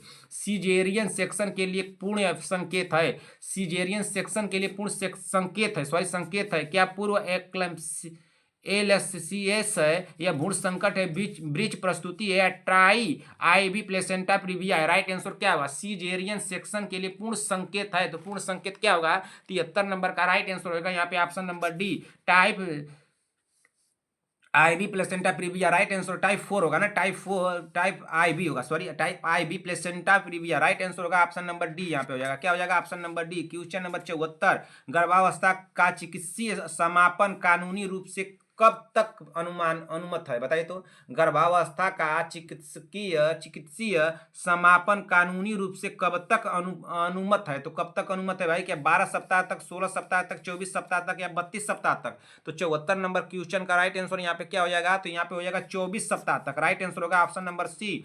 अगले क्वेश्चन चलिए, क्वेश्चन नंबर 75, केवल स्तनपान कराने पर गर्भनिरोधक सुरक्षा कितने समय तक रहती है? केवल स्तनपान कराने पर गर्भनिरोधक सुरक्षा कितने समय तक रहती है? तो कितने समय तक रहती है? क्या 6 माह तक, 2 माह तक, 12 माह तक, या 3 माह तक? तो केवल स्तनपान कराने पर गर्भनिरोधक जो सुरक्षा होती है वो कितने समय तक रहती है? तो 75 नंबर का यहाँ पे राइट आंसर हो जाएगा क्या? ऑप्शन नंबर क्या लगाया जाए? ऑप्शन नंबर जल्दी बताइए, ऑप्शन नंबर ए लगेगा, 6 माह तक ना। क्या लगेगा? ऑप्शन नंबर ए, 6 माह तक। क्वेश्चन नंबर 76, गर्भावस्था में भ्रूण फीटस शब्द का प्रयोग कब से किया जाता है? बताइए तो, गर्भावस्था में भ्रूण फीटस शब्द का प्रयोग कब से किया जाता है? क्या 0 से 3 सप्ताह तक, 0 से 5 सप्ताह तक, 2 से 8 सप्ताह तक, या 9 सप्ताह से आगे? राइट आंसर क्या होगा? 76 नंबर का सभी बहने कमेंट करें, यहाँ होगा 9 सप्ताह से आगे। राइट आंसर होगा ऑप्शन नंबर डी। अगले क्वेश्चन चलिए, 76 हो गया। 76 के बाद चलते हैं 77 नंबर क्वेश्चन को। 77 नंबर क्वेश्चन को पढ़िए, थोड़ा कंफ्यूजन करेगा क्वेश्चन नंबर 77 कंफ्यूजन करेगा। संगीता पटेल जी बहन ध्यान दीजिएगा, बहन सभी बहने ध्यान दे। क्वेश्चन नंबर 77 कंफ्यूजन कर सकता है। हाइड्रामियोस का अर्थ है, हाइड्रामियोस का अर्थ है तो क्या है? एमनियोटिक द्रव 1000 मी से अधिक लीटर ना, एमनियोटिक द्रव 150 मीसे से अधिक लीटर, या एमनियोटिक द्रव 2000 मीसे से अधिक लीटर, या एमनियोटिक द्रव 1200 मीसे से अधिक लीटर। राइट आंसर यहाँ पे क्या हो जाएगा? यहाँ पे क्या होगा? देखिए यहाँ पे कंफ्यूजन करेगा बहन, यहाँ पे कंफ्यूजन तो करेगा। सभी बहने बता दे भाई 77 नंबर क्वेश्चन का राइट आंसर क्या होगा? कहीं कहीं आप लोगों को बहने 15 वाला दिखेगा ना, 1500 ना, लेकिन इसको लगा के आइएगा आप लोग 2000 वाला। किसको लगाना है? एमनियोटिक द्रव 2000 वाला लगा के आना है। राइट आंसर यहाँ पे लगा के आइएगा ऑप्शन नंबर सी।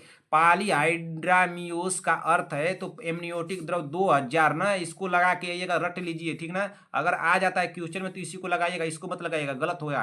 कहीं कहीं आप लोगों को यह बताया गया होगा, लेकिन मैं जो बता रहा हूँ बहन उसी को करके आइएगा ठीक ना।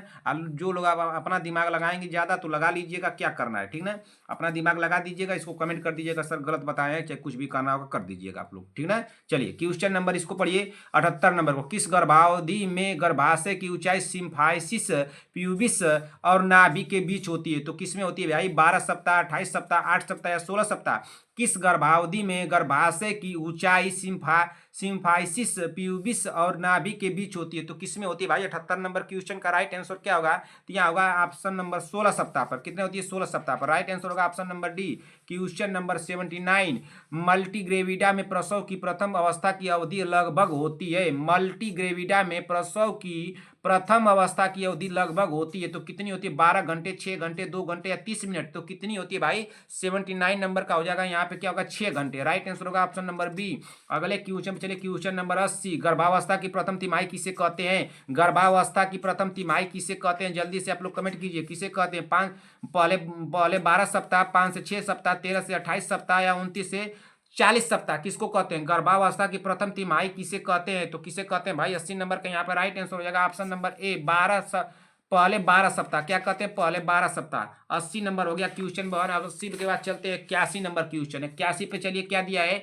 जाइफिस्टर्नम के स्तर पर फंडस की ऊंचाई कब होती है? बताइए तो, जाइफिस्टर्नम के स्तर पर फंडस की ऊंचाई कब होती है? तो कब होती है? 28 सप्ताह पर होती है, या 32 सप्ताह पे, 36 सप्ताह पे, या 40 सप्ताह पे? तो कब होती है भाई? 81 नंबर क्वेश्चन का राइट आंसर क्या होगा? तो होती है 36 सप्ताह पे। राइट आंसर होगा one option number C. Question number 82, प्राथमिक उस साइट में क्रोमोसोम की संख्या होती है? प्राथमिक उस साइट में क्रोमोसोम की संख्या होती है तो क्या कितनी होती है? क्या 40 + x, 22 + x, या 44 + xy, 22 + xy?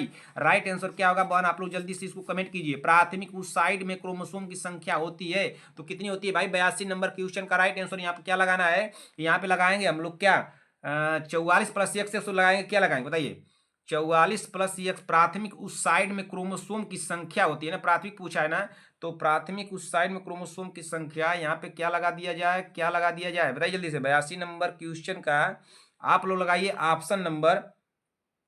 ऑप्शन नंबर ए लगाइए। क्या लगाना है, ऑप्शन नंबर ए, इसको मतलब लगाइए ऑप्शन नंबर ए लगाइए। अगले क्वेश्चन पे चलिए, क्वेश्चन नंबर 83। द्वितीयक ना, द्वितीय प्राथमिक उस साइड पूछा है ना, प्राथमिक उस साइड, इसको भी ध्यान दीजिएगा। द्वितीयक उस साइड में क्रोमोसोम की संख्या होती है, तो द्वितीयक उस साइड में क्रोमोसोम की संख्या कितनी होती है भाई? 83 नंबर क्वेश्चन का राइट आंसर क्या होगा? क्या 44 प्लस एक्स होगा, 22 प्लस एक्स होगा, या 44 प्लस एक्स वाई होगा, या 22 प्लस एक्स वाई होगा? तो द्वितीयक उस साइड ना, द्वितीयक उस साइड शब्द को ध्यान दीजिएगा संगीता पटेल जी बहन, उस साइड शब्द को ध्यान दीजिएगा। आप हमारे साथ बहुत दिनों से जुड़ी हैं, जो जिसको मैं मार्क कर दे रहा हूं उसको ध्यान देते चलिए। क्वेश्चन नंबर 83 को बताइए बहन, तो 83 को आप लगाइए ऑप्शन नंबर, क्या लगाया जाए यहाँ पे? ऑप्शन नंबर लगाइए, ऑप्शन नंबर क्या लगा दिया जाए? ऑप्शन नंबर बी लगाइए। क्या लगाइए? ऑप्शन नंबर बी ना, ये 22 प्लस एक्स लगाइएगा। क्या लगाइए? द्वितीयक साइड पूछा है तो 22 प्लस एक्स होगा, राइट आंसर होगा one option number B. Question number 84, zona hatching की प्रक्रिया किस दिन होती है? जोना हैचिंग की प्रक्रिया किस दिन होती है? क्या निषेचन के दूसरे दिन, निषेचन के चौथे दिन, निषेचन के 6 से 7वें दिन, या निषेचन के 10 से 11वें दिन? जोना हैचिंग की प्रक्रिया किस दिन होती है भाई? तो किस दिन होती है? 84 नंबर का राइट आंसर होगा ऑप्शन नंबर सी, 6 से 7वें दिन, राइट आंसर होगा ऑप्शन नंबर सी। अगले क्वेश्चन पे चलिए, 84 नंबर क्वेश्चन हम लोग कर चुके हैं, बहुत पीछे बहन, बहुत पीछे। क्वेश्चन नंबर 85, गर्भावस्था में कार्पस ल्यूटियम कब तक कार्यात्मक रूप से सक्रिय रहता है? गर्भावस्था में कार्पस ल्यूटियम कब तक कार्यात्मक रूप से सक्रिय रहता है? तो कब तक रहता है? 2 से 4 सप्ताह, 4 से 6 सप्ताह, 6 से 8 सप्ताह, या 10 से 12 सप्ताह? तो ये कब तक सक्रिय रहता है भाई? गर्भावस्था में कार्पस ल्यूटियम जो है वो कब तक कार्यात्मक रूप से सक्रिय रहता है? तो ये रहता है कब तक, बताइए जल्दी से। 85 नंबर क्वेश्चन का राइट आंसर क्या होगा भाई? संगीता पटेल जी, प्रियंका साहनी जी, विभा जी, सीमा देवी जी, शांति वाजपेयी जी, संगीता पटेल जी, विक्रम जायसवाल, अर्चना प्रजापति, विभा जी, अर्चना साहू, अंश चौधरी जी, अनुराधा मौर्य, नेहा पांडे, बीबा मिश्रा। आप बताइए तो एब्सेंट क्यों होती है बीबा मिश्रा? कान पकड़ के मार दूं क्या एक दिन? रश्मि सोम जी, रूपा विश्वकर्मा, अच्छा वो हमको बताए आरवी चौधरी जी। आरवी चौधरी जी आप क्लास जो दोपहर पर में आप लेते हैं उसको नहीं करती हैं क्या आरवी चौधरी जी? कब बताइए तो हमको जल्दी से। अनुराधा मौर्य जी आप भी क्लास में लेट रहती हैं, शाम को आप रहती ही नहीं है, क्या बात है भाई? अनुराधा मौर्य जी हमको कमेंट कीजिए, अनुराधा मौर्य जी आप कमेंट कीजिए, अभी कमेंट कीजिए जस्ट। अनुराधा मौर्य जी शाम को क्लास में आप क्यों एब्सेंट रहती हैं बताइए? गर्भावस्था में कार्पस, बीबा जी आपके स्कोर कितने आए थे भाई? 100 में आप कितने लेकर आई हैं? 98 नंबर लेके आई हैं। 100 में 98 नंबर से काम चलेगा? इस 100 में 98 नंबर लेके आ रही है बहन, तो 100 में 98 से काम नहीं चलेगा। इस 98 में एक जोड़िए जल्दी से, 98 में एक जोड़िए जल्दी से। एक दिन कल का स्कोर मैं देखूंगा, 98 में एक प्लस होना चाहिए आपका, 99 आना चाहिए स्कोर, 99 से कम नहीं स्कोर होना चाहिए। कान पकड़ के आपको मारूंगा ना, तुरंत दिमाग आपका दुरुस्त हो जाएगा।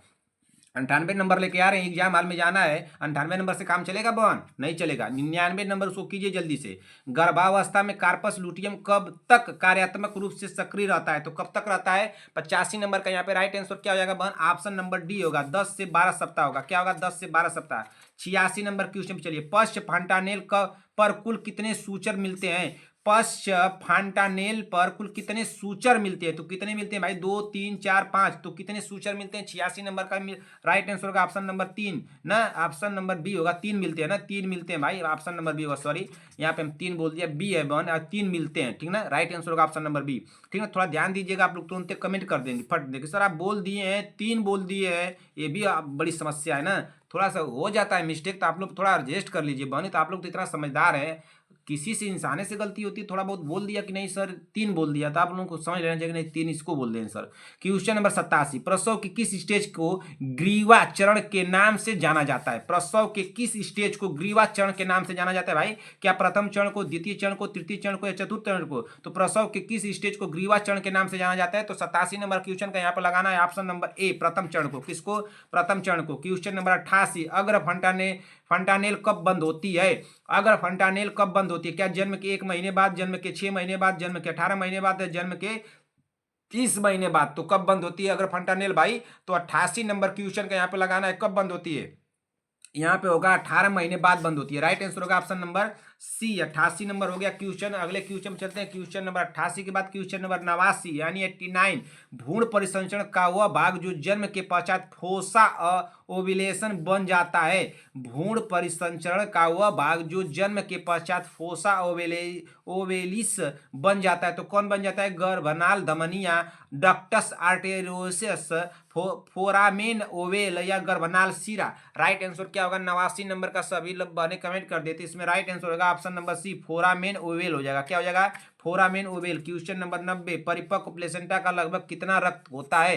परिपक्व प्लेसेंटा में लगभग कितना रक्त होता है? तो कितना रक्त होता है? 500 मिली या पीली का मतलब 500 ml यहाँ पे कर दीजिए। 500 ml, 150 ml, 1000 ml या 50 ml। सॉरी, बताइए जल्दी से बहन। परिपक्व प्लेसेंटा में लगभग कितना रक्त होता है? तो कितना होता है भाई? 90 नंबर का सभी बहने कमेंट कर देते। रहता है 500 ml बहन। कितना रहता है? 500 ml रहता है ना। आप लोग तो पढ़िए हैं इसको। राइट आंसर होगा बहन option number A. Question number 91, question number 91 क्या दिया है बहन? पढ़िए जल्दी से। प्रसव की प्रथम अवस्था में रक्त मिश्रित सर्वाइकल म्यूकस प्लग का निकलना क्या कहलाता है? प्रसव की प्रथम अवस्था में रक्त मिश्रित सर्वाइकल म्यूकस प्लग का निकलना क्या कहलाता है भाई? क्या कहलाता है? क्या शो कहलाता है? सर्विस का इन्वेस्टमेंट कहलाता है, या लाइटनिंग कहलाता है, या रिट्रैक्शन कहलाता है? तो क्या कहलाता है? 91 नंबर का राइट आंसर होगा यहाँ पे ऑप्शन नंबर ए, शो कहलाता है। क्या कहलाता है? शो कहलाता है। राइट आंसर होगा option number A. Question number 92, गर्भावस्था में मधुमेह की जांच किस अवधि में की जाती है? तो किस अवधि में की जाती है? क्या 6 से 17 सप्ताह में, 18 से 23 सप्ताह, या 24 से 28 सप्ताह, या 29 से 32 सप्ताह? गर्भावस्था में मधुमेह की जांच किस अवधि में की जाती है? तो किस अवधि में की जाती है भाई? 92 नंबर क्वेश्चन का यहाँ पे राइट आंसर क्या होगा? तो 24 से 28 सप्ताह में की जाती है। राइट आंसर होगा बहन ऑप्शन नंबर सी। 92 के बाद 93 नंबर क्वेश्चन पे चलते हैं। 93 नंबर क्वेश्चन क्या दिया है? चलिए देख लेते हैं 93 नंबर क्वेश्चन क्या दिया है। 93 नंबर क्वेश्चन को पढ़िए। प्राथमिक सप्परमेंटोसाइट में गुणसूत्र की संख्या होती है। प्राथमिक सप्परमेंटोसाइट में गुणसूत्रों की संख्या होती है। तो कितनी होती है? 44 + x, 44 + x, y 44 + x, या 22 + यूआई। राइट आंसर क्या होगा? जल्दी से आप लोग कमेंट कीजिए, बताइए जल्दी से। प्राथमिक सप्परमेंटोसाइट में गुणसूत्रों की संख्या होती है तो कितनी होती है भाई?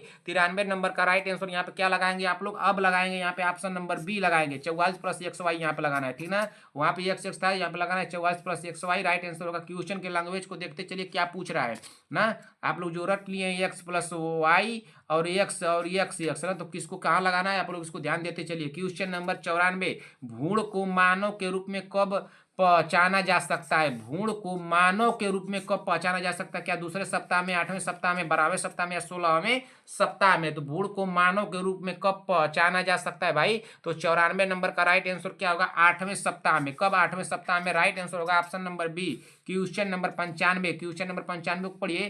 प्राइमी ग्रेविडा में प्रसव की प्रथम अवस्था की अवधि होती है। प्राइमी ग्रेविडा में प्रसव की प्रथम अवस्था की अवधि होती है क्या? 12 घंटे, 8 घंटे, 2 घंटे, या 30 मिनट? तो कितनी होती है भाई?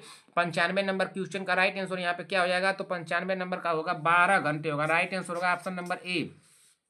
क्वेश्चन नंबर 96, भारत में एमटीपी एक्ट को पहली बार वैधानिक रूप कब दिया गया? भारत में एमटीपी एक्ट को पहली बार वैधानिक रूप कब दिया गया? क्या 1970, 1971, 1972 या 1975? तो भारत में एमटीपी एक्ट को पहली बार वैधानिक रूप कब दिया गया था? तो कब दिया गया था भाई? क्वेश्चन में नहीं कराया था, आप लोगों को करा दे रहा हूँ। इसका राइट आंसर क्या होगा? और ऐसे क्वेश्चन आप लोगों को देखना है तो क्लास नंबर जाकर के मैं डेली आप लोगों को बता रहा हूँ। क्लास नंबर 21 को देखिए, उसमें आप लोगों को मिल जाएंगे ऐसे क्वेश्चन। 2-3 नंबर वहीं से फंसेंगे।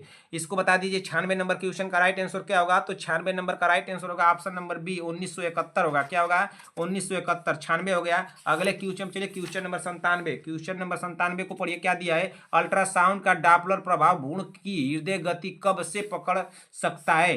अल्ट्रासाउंड का डॉपलर प्रभाव भ्रूण की हृदय गति कब से पकड़ सकता है? क्या 6वें सप्ताह से, 8वें सप्ताह से, 12वें सप्ताह से, या 10वें सप्ताह से? तो कब से पकड़ सकता है भाई? 97 नंबर का राइट आंसर क्या होगा? तो ये 8वें सप्ताह होगा। राइट आंसर होगा option number B. Question number 98, अंतिम मासिक ना, यदि अंतिम मासिक धर्म 22 जुलाई 2023 को शुरू हुआ हो तो प्रसव की संभावित तिथि क्या होगी? बताइए तो क्या 2 मई 2024 होगी या 29 अप्रैल 2024 होगी, 22 अप्रैल 2024 होगी, 3 मई 2024 होगी। संगीता पटेल जी, इस क्वेश्चन को कई तरह से मैं करा चुका हूँ, गलत नहीं होना चाहिए बहन। अगर आप इस क्वेश्चन को गलत कर देंगी तो समझिए कि आप हमको दुखी कर देंगी। इतना हमारा मेहनत किया हुआ आप डांट कर देंगी, सब कुछ आप समझ लीजिए। इस तरह से मैं क्वेश्चन आप लोगों को बताया हूँ। किसी भी बहन का, भाई संगीता पटेल जी हुई, प्रियंका साहनी जी हुई, वंदना राजभर हुई, शांति वाजपेयी जी हुई, सीमा देवी जी, विक्रम जायसवाल, चंद्रकला देवी जी, बीबा जी, ये सारी बहनें हमारे साथ थी। रश्मि सोम जी भी थी उस समय।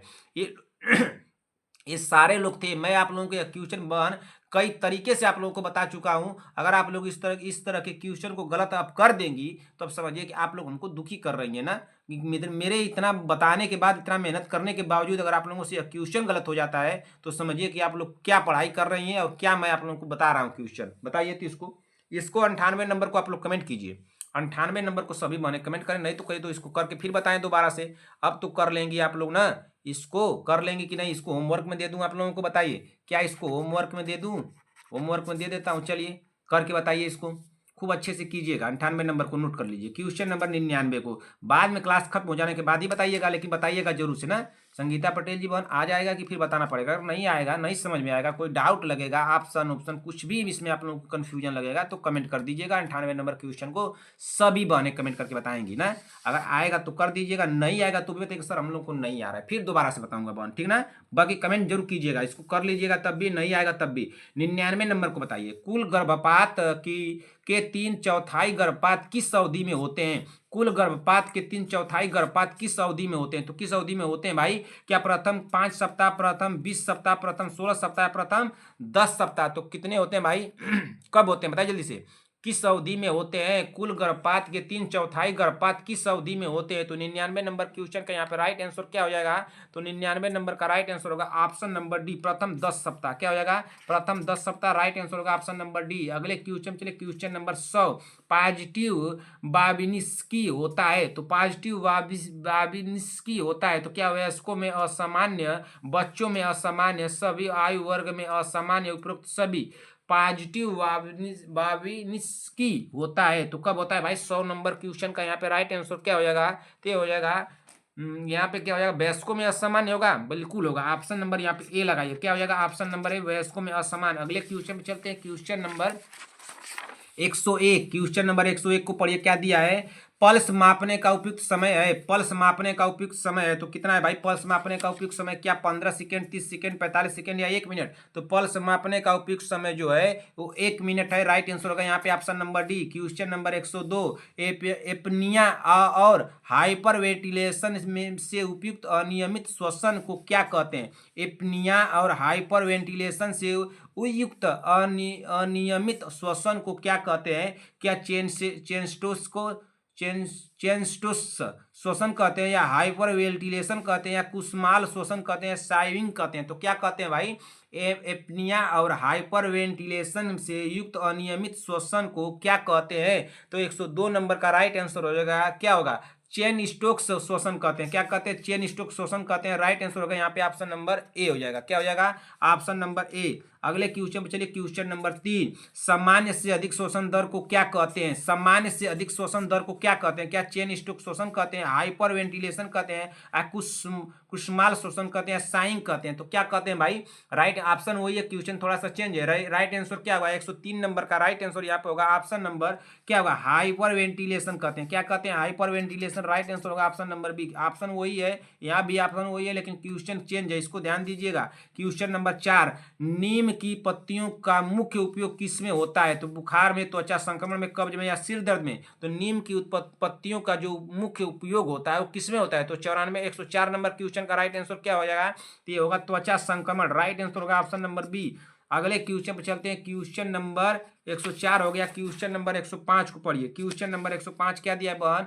क्वेश्चन नंबर 105 को पढ़ा जाए। बड़े वायु मार्ग से स्राव से उत्पन्न कम पिच की गड़गड़ाहट जैसी ध्वनि को क्या कहते हैं? बड़े वायु मार्ग से में स्राव से उत्पन्न कम पिच की गड़गड़ाहट जैसी ध्वनि को क्या कहते हैं? क्या विंज कहते हैं, रान काई कहते हैं, खांसी कहते हैं, स्ट्राइड कहते हैं? तो क्या कहते हैं भाई? 105 नंबर का राइट आंसर क्या होगा? रान काई होगा। क्या होगा? रान काई। राइट आंसर होगा यहाँ पे ऑप्शन नंबर बी।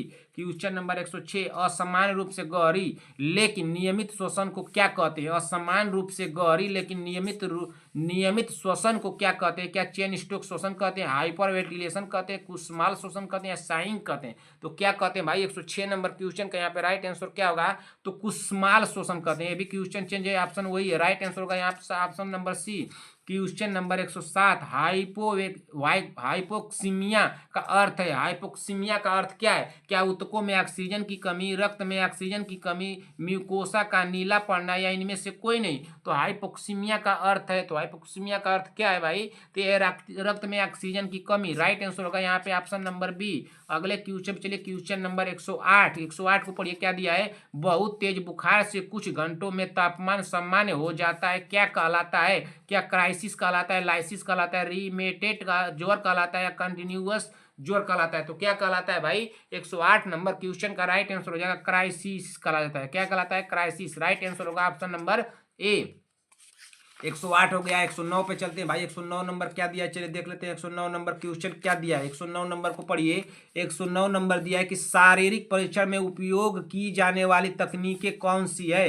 शारीरिक परीक्षण में उपयोग की जाने वाली तकनीकें कौन सी है, क्या निरीक्षण होगा, पैलेवेशन होगा, या परकसन होगा, या उपरोक्त सभी होगा। तो राइट आंसर क्या होगा 109 नंबर का, देखिए पूछा क्या है, शारीरिक परीक्षण में उपयोग की जाने वाली तकनीकें कौन सी हैं। तो कौन सी तकनीकें हैं भाई, देखिए निरीक्षण भी हो जाएगा यहाँ पे, पैलेपेशन भी हो जाएगा, परकसन भी हो जाएगा। जब तीनों ऑप्शन सही हो तो ऑप्शन नंबर डी यहाँ पे सही हुआ कि नहीं सही हुआ, ऑप्शन नंबर डी सही होगा, उपरोक्त सभी। क्वेश्चन नंबर 110 आंख की जांच के लिए उपयुक्त उपकरण है, तो क्या ओटोस्कोप है, प्रैक्टोस्कोप है, या आप थैलेमोस्कोप है, या एंडोस्कोप है। राइट आंसर क्या होगा, आंख की जांच के लिए प्रयुक्त उपकरण है, तो आंख की जांच के लिए जो प्रयुक्त उपकरण है तो आप थैलेमोस्कोप है, क्या है, आप थैलेमोस्कोप, राइट आंसर होगा यहाँ पे ऑप्शन नंबर सी।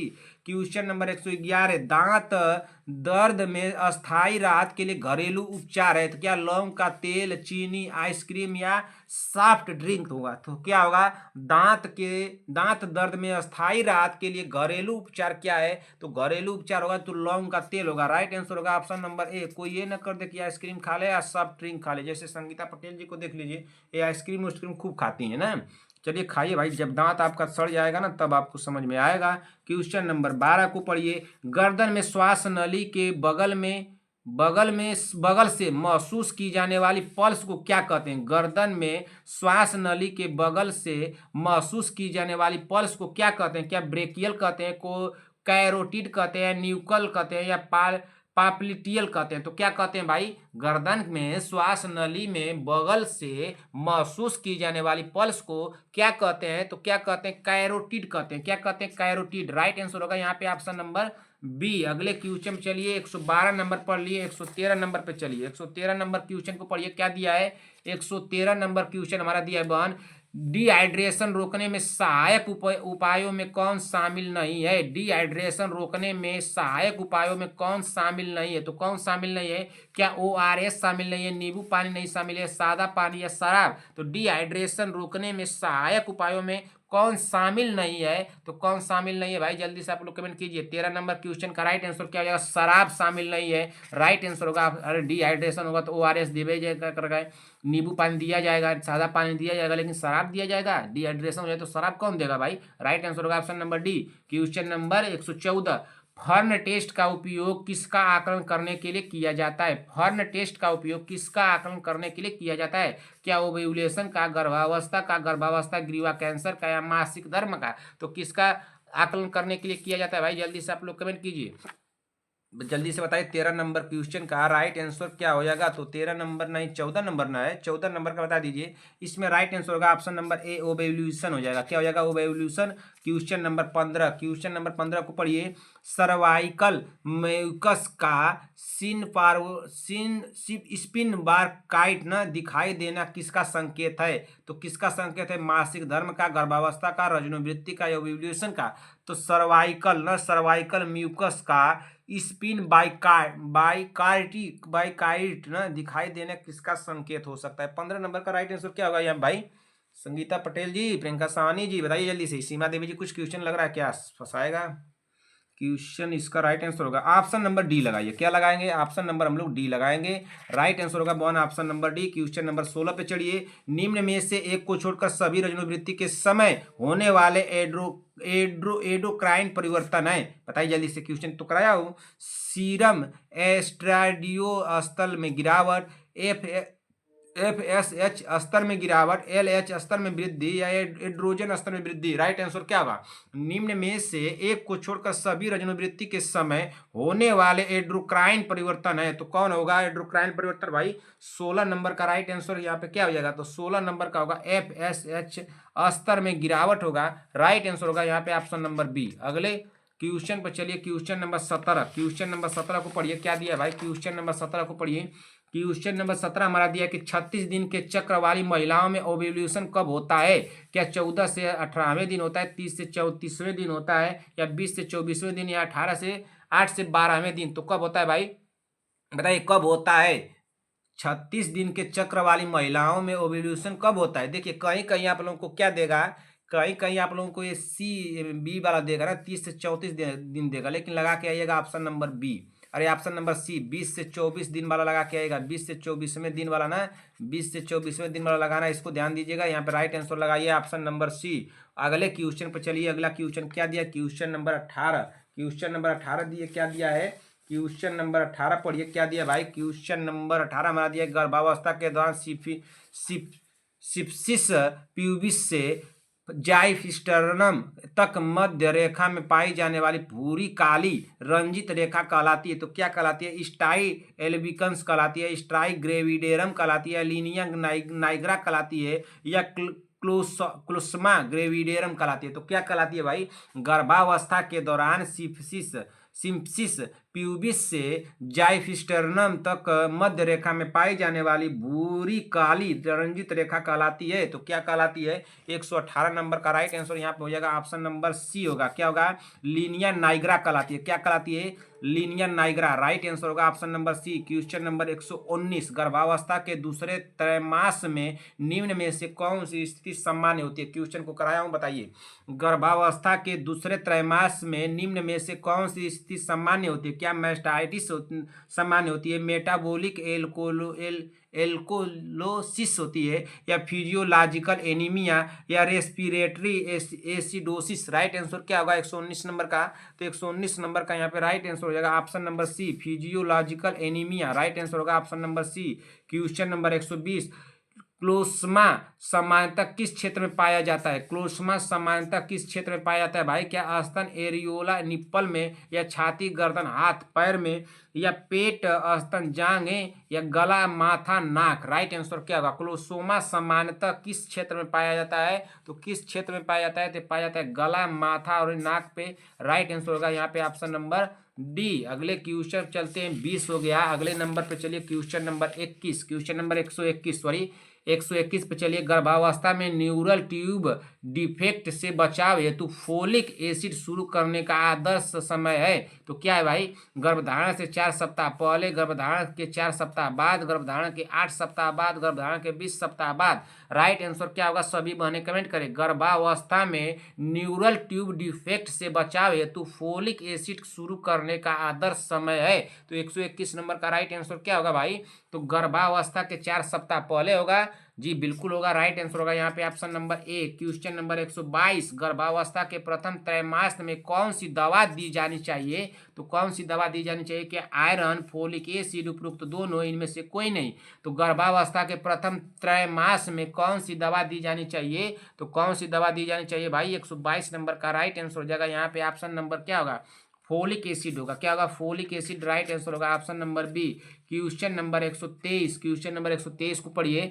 गर्भावस्था के दौरान हेमेटोक्रिट स्तर में कमी का कारण है। गर्भावस्था के दौरान हेमेटोक्रिट स्तर में कमी का कारण है। तो क्या है? स्तर रक्त की कमी, हीमोकोन्स्ट्रेंशन, या हीमोडिलेशन, या एनीमिया? तो बताइए राइट आंसर क्या होगा? गर्भावस्था के दौरान हीमोट्रिक स्तर में कमी का कारण है। तो कमी का कारण क्या है भाई? 123 नंबर का राइट आंसर क्या होगा? इसको 23 नंबर का होगा हीमोड्यूलेशन होगा। क्या होगा? हीमोड्यूलेशन। राइट आंसर होगा option number C. Question number 124, स्तनपान कराने वाली माँ की दैनिक कैल्शियम आवश्यकता है, स्तनपान कराने वाली माँ की दैनिक कैल्शियम आवश्यकता है तो क्या है? 700 मिलीग्राम होगा, 1000 मिलीग्राम होगा, 1200 मिलीग्राम होगा या 500 मिलीग्राम होगा। तो 124 नंबर का यहाँ पे राइट आंसर क्या होगा? 1200 मिलीग्राम होगा। राइट आंसर होगा ऑप्शन नंबर सी होगा। क्या हो जाएगा? Option number C. अगले क्वेश्चन पे चलिए, 124 हो गया, 125 पे चलिए। 125 नंबर क्वेश्चन पे चलिए, क्या दिया है भाई? बहुत पीछे बन, 1 घंटा 8 मिनट हो गया अभी। 125 क्वेश्चन हम लोग किए, बहुत जल्दी में इसको खत्म कीजिए।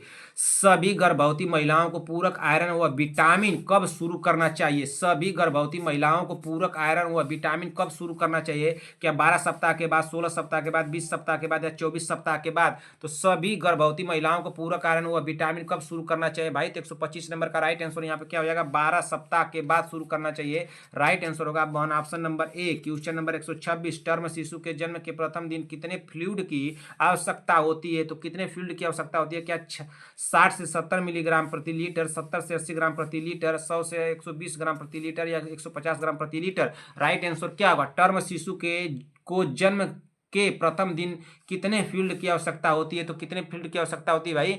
126 नंबर का राइट आंसर क्या होगा? तो ऑप्शन नंबर ए होगा, 60 से 70 मिलीग्राम प्रति लीटर होगा।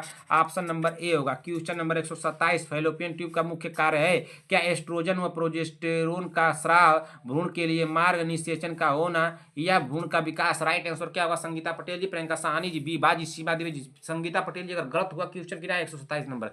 तुरंत आपको आकर के तुरंत मोबाइल में से निकल के मारेंगे, तुरंत आपको सुबह सुबह ही मारेंगे। बताइए, मार खाना है या इस क्वेश्चन को कर देना? कर दीजिए तो बहन, इस क्वेश्चन को कीजिए। सीमा देवी जी, विक्रम जायसवाल जी, चंद्रकला देवी जी, चंद्रकला देवी जी गलत नहीं होना चाहिए, सीमा देवी जी गलत नहीं होना चाहिए, बीबा जी गलत नहीं होना चाहिए। सब क्वेश्चन आप किए हैं, इस क्वेश्चन को मैं कराया हूँ, अगर गलत होगा कि नहीं तो आप लोग कभी मारते हैं। बताइए, अंश चौधरी जी बताइए इसका राइट आंसर क्या होगा? बीबा मिश्रा, रूपा विश्वकर्मा, अनुराधा मौर्य, आरवी चौधरी, रेखा सिंह जी, सभी लोग, नेहा पांडे, सभी लोग कीजिए, इस क्वेश्चन को कीजिए आप लोग।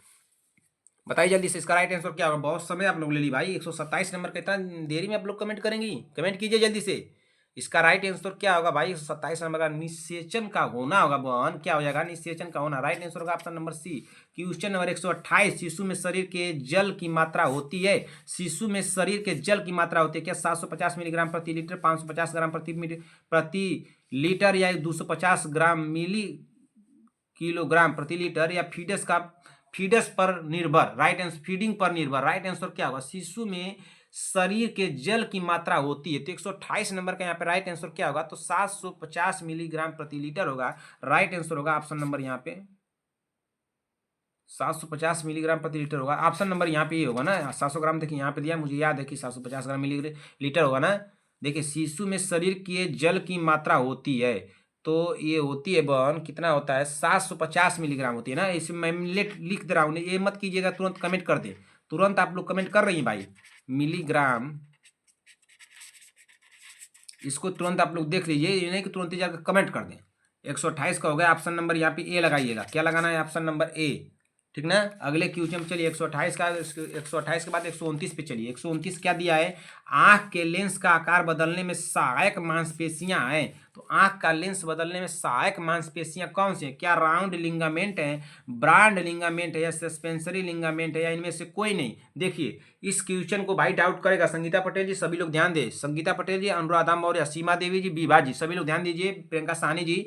आंख के लेंस का आकार बदलने में सहायक मांसपेशियां हैं। तो सहायक मांसपेशियां हैं। देखिए, इसमें क्या होगा कि आप लोगों को इस कहीं कहीं देखिए क्या बता देंगे सब ना, कि इसको बताया जाएगा सस्पेंसरी लिंगामेंट बताया जाएगा ना, लेकिन यह गलत होगा बहुत। अगर यहाँ पे सस्पेंसरी नहीं, सस्पेंसरी दिया है लेकिन सस्पेंसरी लगेगा नहीं। यहाँ पे क्या लगेगा? अगर लिखा रहता, क्या लिखा रहता? सीलियर, क्या लिखा रहता? सीलियरी, सीलियरी, सीलियरी मांसपेशियां, ठीक है ना, मांसपेशियां, सीलियरी मांसपेशियां। इसको जो लिख रहा हूं उसको ध्यान से देख लीजिए, सीलियरी मांसपेशियां। अगर यह होता तब इसको हम लोग लगाते, लेकिन यह जब नहीं दिया है तो इसको नहीं लगाया जाएगा ना। कहीं कहीं इसको लगा देंगे लोग, लेकिन जब यह नहीं दिया तो इसको उपरोक्त में से कोई नहीं लगा, इनमें से कोई नहीं लगा के आइएगा, ठीक ना। अगर यह दिया रहेगा तो इसको लगा के आएगा, यह नहीं कि इसको लगा दे। कहीं कहीं इसको बताया जाएगा आप लोगों को, लेकिन इसी को लगा के आइएगा। राइट आंसर होगा ऑप्शन नंबर डी, यहाँ पे इनमें से कोई नहीं। क्वेश्चन नंबर 130, एक प्रकार की कोशिका का दूसरे प्रकार की कोशिका में परिवर्तन कहलाता है। क्वेश्चन कराया हूं, बताइए।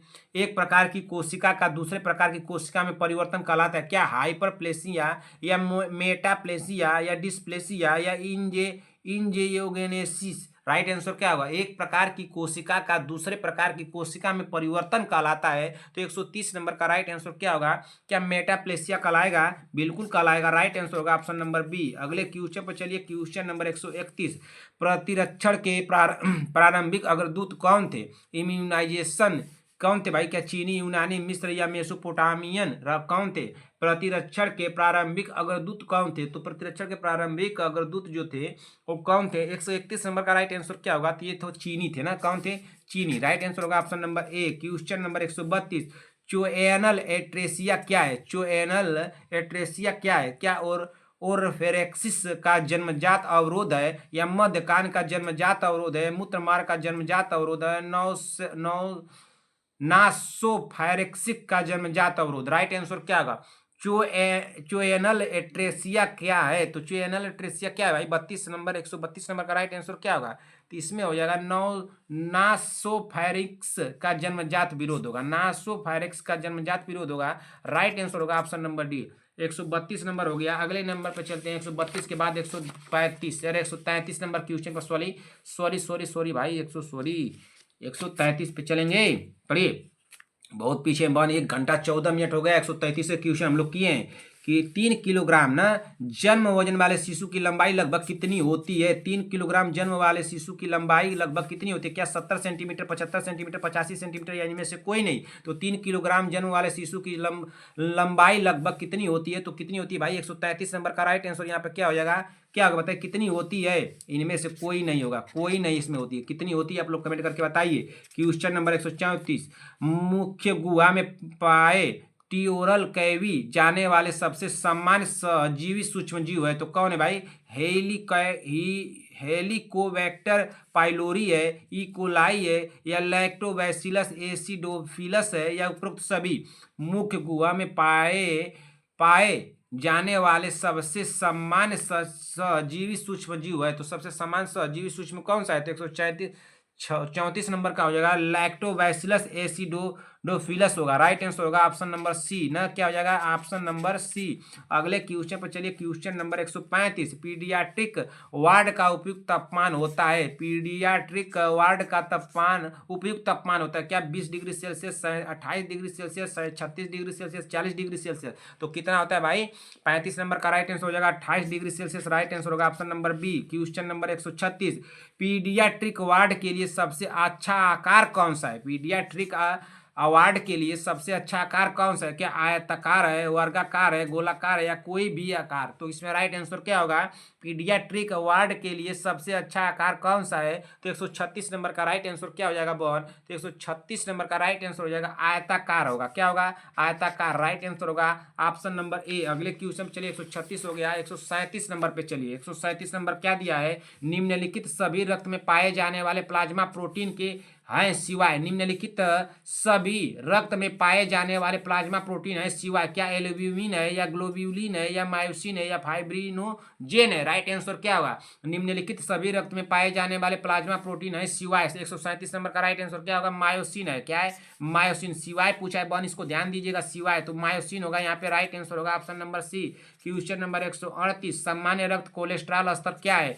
सामान्य रक्त कोलेस्ट्रॉल स्तर क्या है? क्या 200 मिलीग्राम प्रति डेसीलीटर से अधिक, 200 मिलीग्राम प्रति डेसीलीटर से कम, 1000 से 500 मिलीग्राम प्रति डेसीलीटर, 500 से 1000 मिलीग्राम प्रति डेसीलीटर? तो सामान्य रक्त कोलेस्ट्रॉल स्तर है, स्तर क्या है? तो सामान्य रक्त कोलेस्ट्रॉल जो स्तर होगा 138 नंबर का, तो 200 मिलीग्राम प्रति डेसीलीटर से कम होगा। यहाँ पे राइट आंसर होगा option number B. Question number 139, निम्नलिखित सभी लसिका तंत्र के अंग हैं सिवाय? इस सिवाय शब्द को ध्यान दीजिएगा। निम्नलिखित सभी लसिका तंत्र के अंग हैं सिवाय? क्या टांसलिन होगा, थाइमस होगा, स्प्लीन होगा या उपरोक्त में से कोई नहीं? निम्नलिखित सभी लसिका तंत्र के अंग हैं सिवाय। तो इसमें राइट आंसर क्या होगा? 139 नंबर का। तो 139 नंबर का राइट आंसर क्या होगा? देखिए, टांसलिन होगा भी, थाइमस भी हो जाएगा, स्प्लीन भी हो जाएगा। जब हो जाएगा कि नहीं हो जाएगा आप लोग बताइए। उपरोक्त में से हमको तो लग रहा है क्या पूछा है? अच्छा रुको, सिवाय पूछा है ना, सॉरी रुकिए, पूछे सिवाय। निम्नलिखित सभी लसिका तंत्र के अंग हैं सिवाय ना, सिवाय पूछा है ना बहन यहाँ पे। तो यहाँ पे क्या हो जाएगा 139 नंबर का, ये सिवाय जब पूछा है तो इसमें देखिए टांसलिन कैसे होगा भाई, इसमें कोई नहीं होगा ना, इसमें तो कोई नहीं होगा जब सिवाय पूछा है, तो उपरोक्त में से कोई नहीं।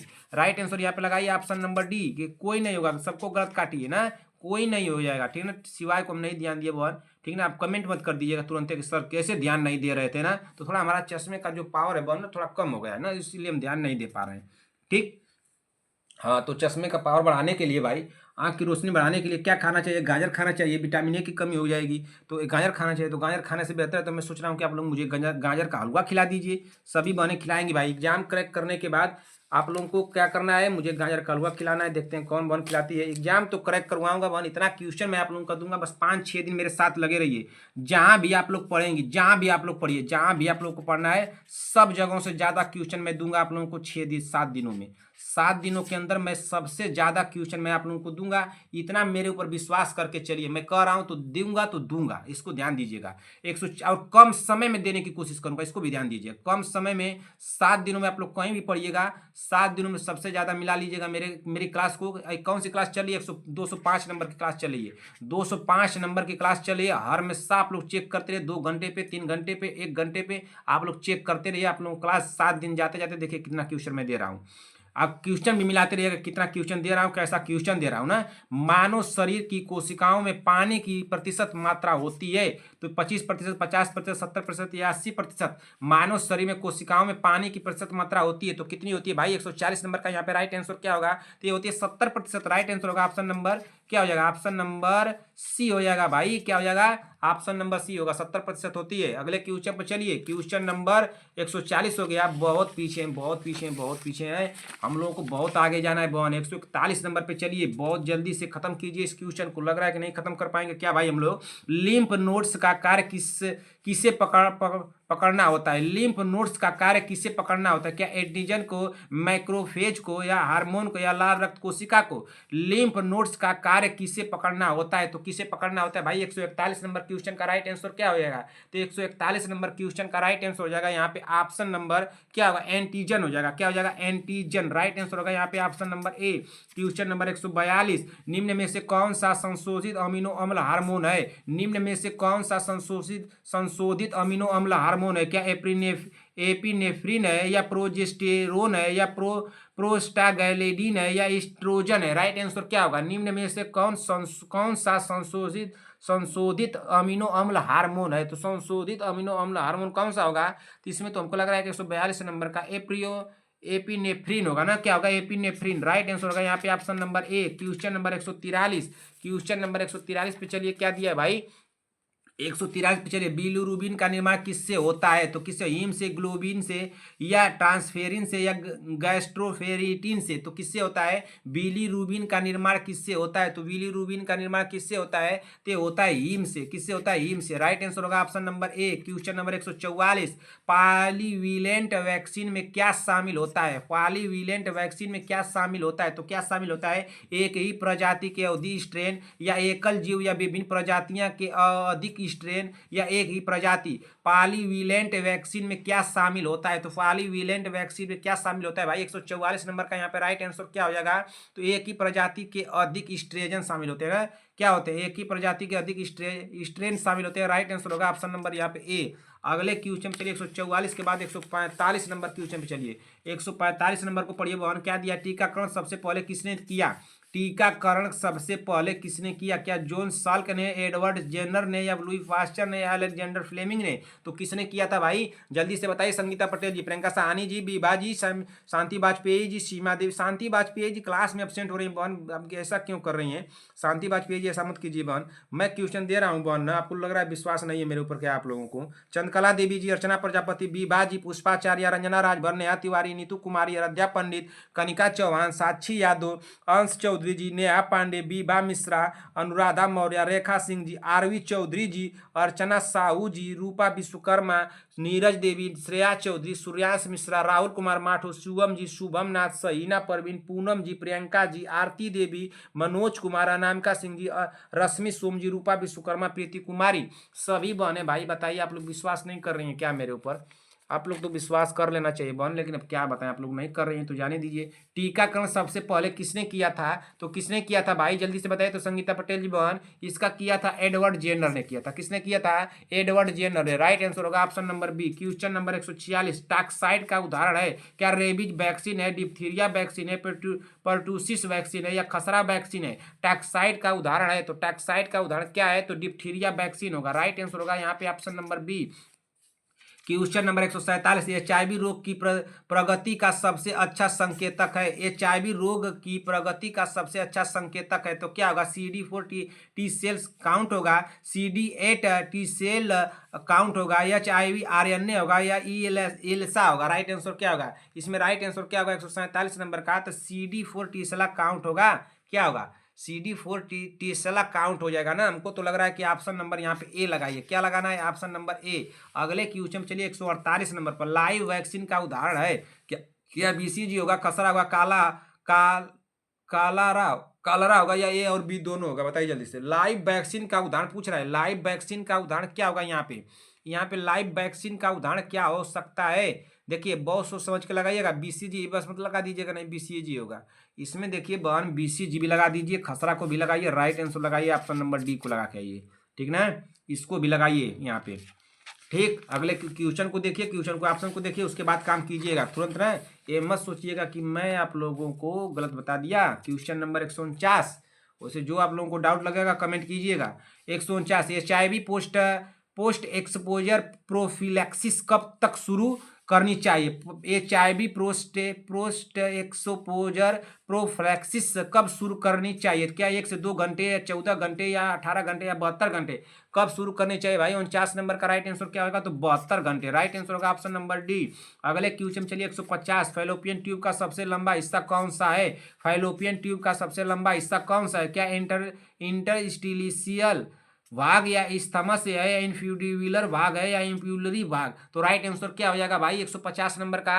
तो 150 नंबर का हो जाएगा इंप्यूलरी भाग हो जाएगा। क्या हो जाएगा? इंप्यूलरी भाग ना। राइट आंसर हो जाएगा ऑप्शन नंबर यहाँ पे डी। अगले क्वेश्चन चलिए क्वेश्चन नंबर 151, गर्भावस्था के दूसरे आधे भाग में समापन अवस्था की तुलना में कितनी अतिरिक्त कैलोरी की आवश्यकता होती है?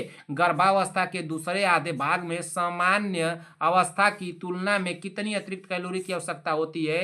कि 300 कैलोरी, 300 कैलोरी या 200 कैलोरी या 400 कैलोरी या 500 कैलोरी? गलत नहीं होना चाहिए। समझाया था संगीता पटेल जी, बहुत पहले समझा दिया था। क्या पूछेगा तो क्या लगाना है यहाँ पे? राइट आंसर क्या होगा? गलत नहीं होना चाहिए बहन, तुरंत उड़ा दीजिए क्वेश्चन को हवाई जहाज की तरह हवा में। तो इसका राइट आंसर लगाइए ऑप्शन नंबर ए, 300 कैलोरी। अगले क्वेश्चन चलिए, गलत तो नहीं हुआ बहन।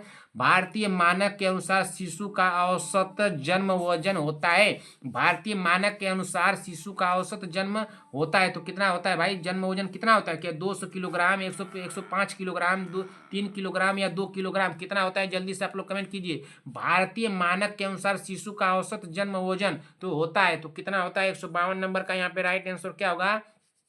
तो 2.5 किलोग्राम होगा। राइट आंसर होगा ऑप्शन नंबर ए। अगले क्वेश्चन चलिए 152 के बाद 153 नंबर क्वेश्चन पे चलिए। 153 नंबर क्वेश्चन क्या दिया है? कि रेडियस हड्डी स्थित होती है। रेडियस हड्डी स्थित होती है क्या? भुजा के ऊपरी भाग में, निचली भुजा में अंगूठे की ओर, या निचली भुजा में छोटी उंगली की ओर, या कंधे में? तो रेडियस हड्डी स्थित होती है। तो रेडियस हड्डी कहाँ स्थित होती है भाई? 153 नंबर क्वेश्चन का राइट आंसर क्या होगा? तो 153 नंबर का यहाँ पे लगाना है निचली भुजा के अंगूठे की ओर ना, निचली भुजा में अंगूठे की ओर। राइट आंसर हो जाएगा ऑप्शन नंबर यहाँ पे क्या हो जाएगा? ऑप्शन नंबर बी ना होगा? क्या होगा? ऑप्शन नंबर बी हो जाएगा। अगले क्वेश्चन चलिए क्वेश्चन नंबर 54, 154 ना, स्वास्थ्य सामान्य शिशु की लंबाई होती है। स्वस्थ सामान्य शिशु की लंबाई होती है तो कितनी होती है? 6 से 18 इंच होती है, 18 से 20 इंच होती है, 20 से 40 इंच होती है, 8 से 10 इंच होती है। आप लोग हमारी क्लास बहुत पहले की पढ़ेंगे, जब मैं आप लोगों को लिख करके क्वेश्चन देता था बहन, तो उस समय आप लोगों को समझा चुका हूँ। स्वस्थ सामान्य शिशु की लंबाई होती है तो स्वस्थ शिशु की सामान्य लंबाई जो कितनी होती है? 18 से 20 इंच होती है। राइट आंसर होगा यहाँ पे ऑप्शन नंबर बी।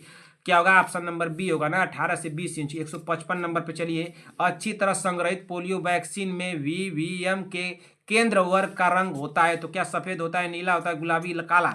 बताइए जल्दी से। राइट आंसर क्या होगा? अच्छी तरह संग्रहित पोलियो वैक्सीन में VVM के केंद्र वर्ग का रंग होता है। तो केंद्र वर्ग का रंग कैसा होता है? 155 नंबर का जल्दी से आप लोग कमेंट कीजिए। तो होता है सफेद होता है। राइट आंसर होगा यहाँ पे ऑप्शन नंबर 1 ना। अगले क्वेश्चन पे चलिए। क्वेश्चन नंबर ऑप्शन को देखते चलिएगा, उसके बाद लगाइएगा। ये नहीं तुरंत कह दें कि नीला होगा तो गुलाबी काला होगा, ठीक ना।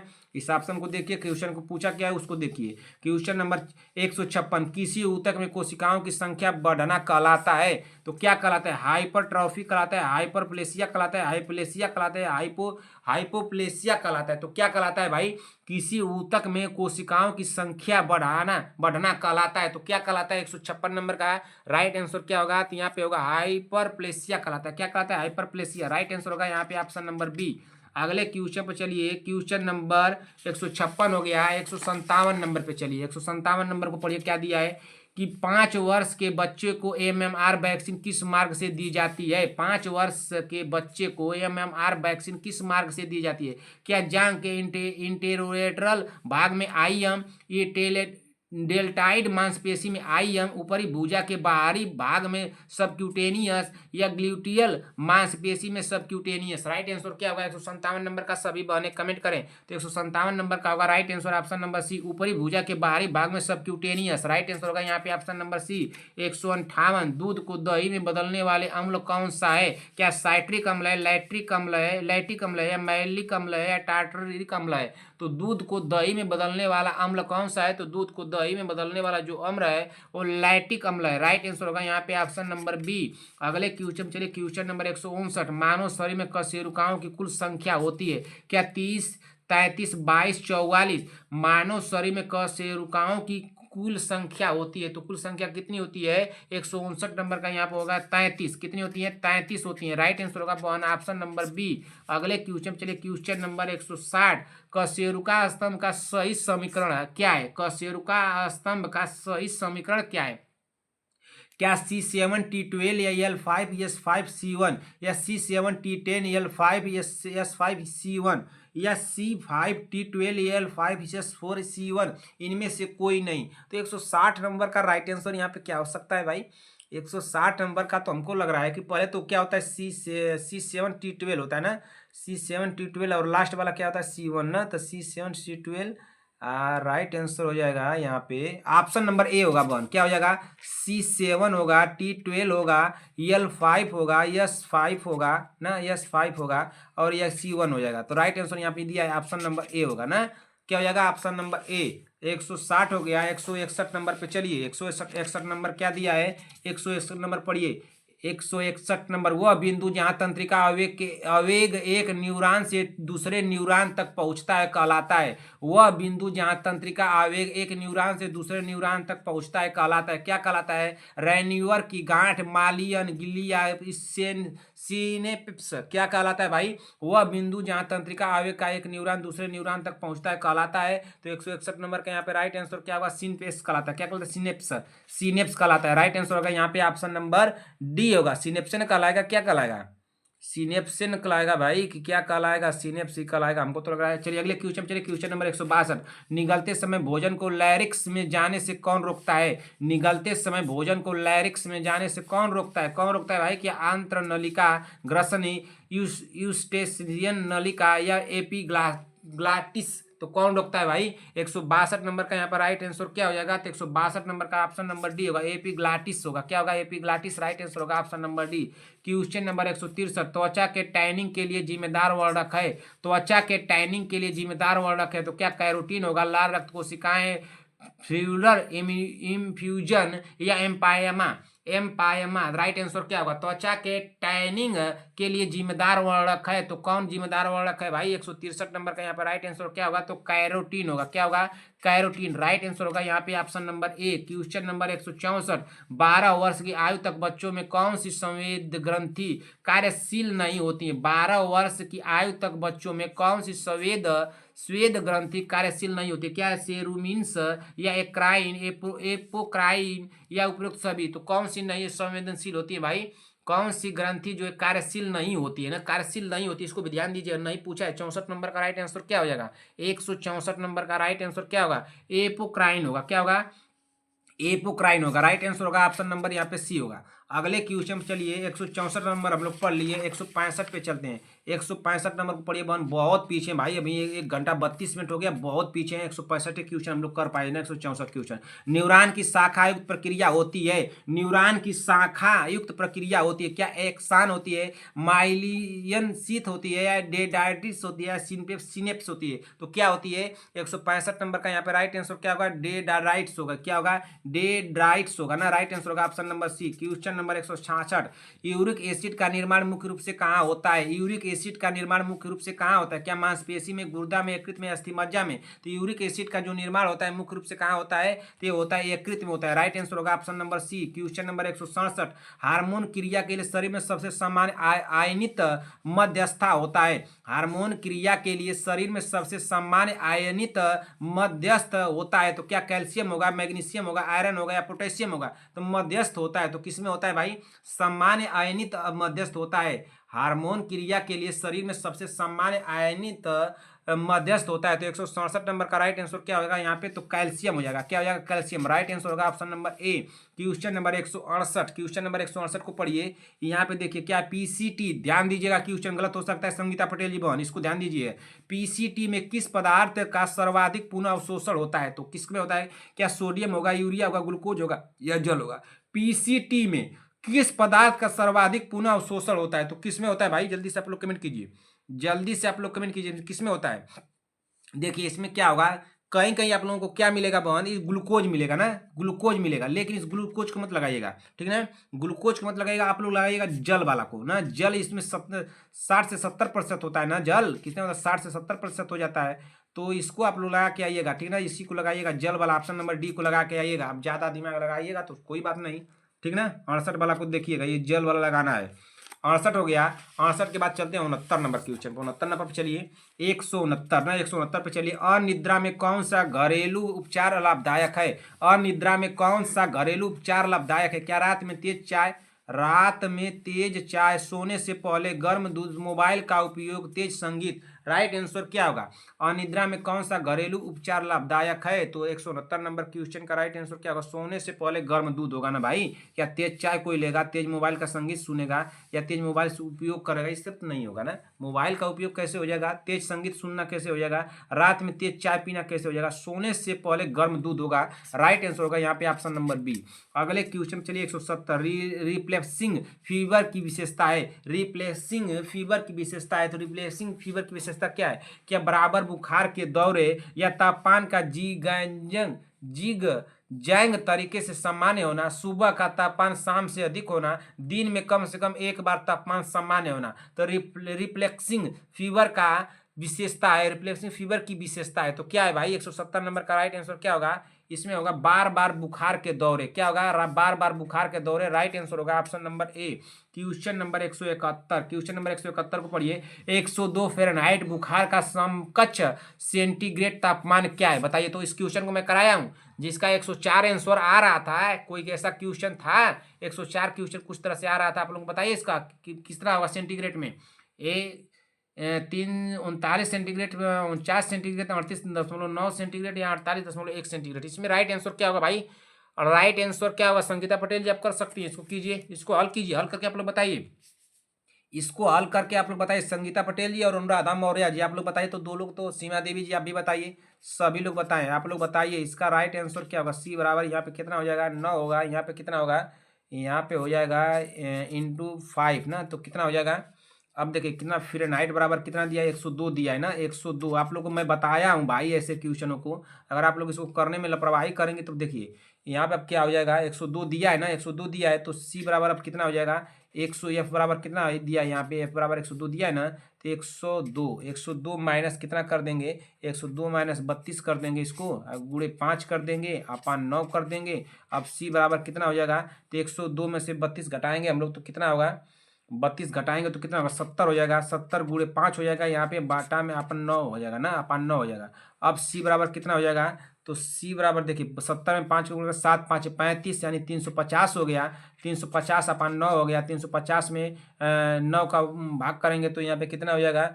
38.88 आएगा। तो इसको लगाइए, कितना होगा, यानी कितने के बराबर हो रहा है, 38.8 ना, तो 38.8, तो 38 यहाँ पे 9 लगाइए ना, क्या लगाना है, 38.9 लगाइए, इसके करीब हो रहा है ना 38.9, 38 से प्लस जा रहा है ना, तो इसको लगाइएगा, 38.9 वाला को लगाइएगा, थोड़ा के कम ना है तो इसको लगा के आएगा, ये मत लगा दीजिएगा ए वाला, यहाँ पे लगेगा सी वाला, ठीक ना। अब आप लोग हल करके हमको बताइए, हल करके आप लोग सभी लोग बताएं। क्वेश्चन नंबर 172, यदि रोगी के दाहिने हाथ में आईवी फ्लूइड चल रहा हो तो बीपी कैसे लिया जाएगा। यदि रोगी के दाहिने हाथ में आईवी फ्लूइड चल रहा हो तो बीपी कैसे लिया जाएगा। बाएं हाथ में, दाएं हाथ में सबसे छोटा कफ लगाकर बीपी न लेने की रिपोर्ट। राइट आंसर क्या होगा 172 नंबर का। 172 नंबर का सभी बने कमेंट करें, क्या हो जाएगा, बाएं हाथ में लगा करके लेंगे भाई, बाएं हाथ में। राइट आंसर क्या हो जाएगा यहाँ पे, ऑप्शन नंबर ए हो जाएगा, क्या हो जाएगा, ऑप्शन नंबर ए। 172 हो गया। 173 नंबर पे चलिए, 173 नंबर क्वेश्चन क्या दिया है, पढ़िए 173 नंबर। असामान्य रूप से धीमी श्वसन दर कहलाती है, असामान्य रूप से धीमी श्वसन दर कहलाती है तो क्या कहलाती है भाई, ब्रैडी प्रिया या ब्रैडिकार्डिया या टैकीकार्डिया या टैकीप्रिया।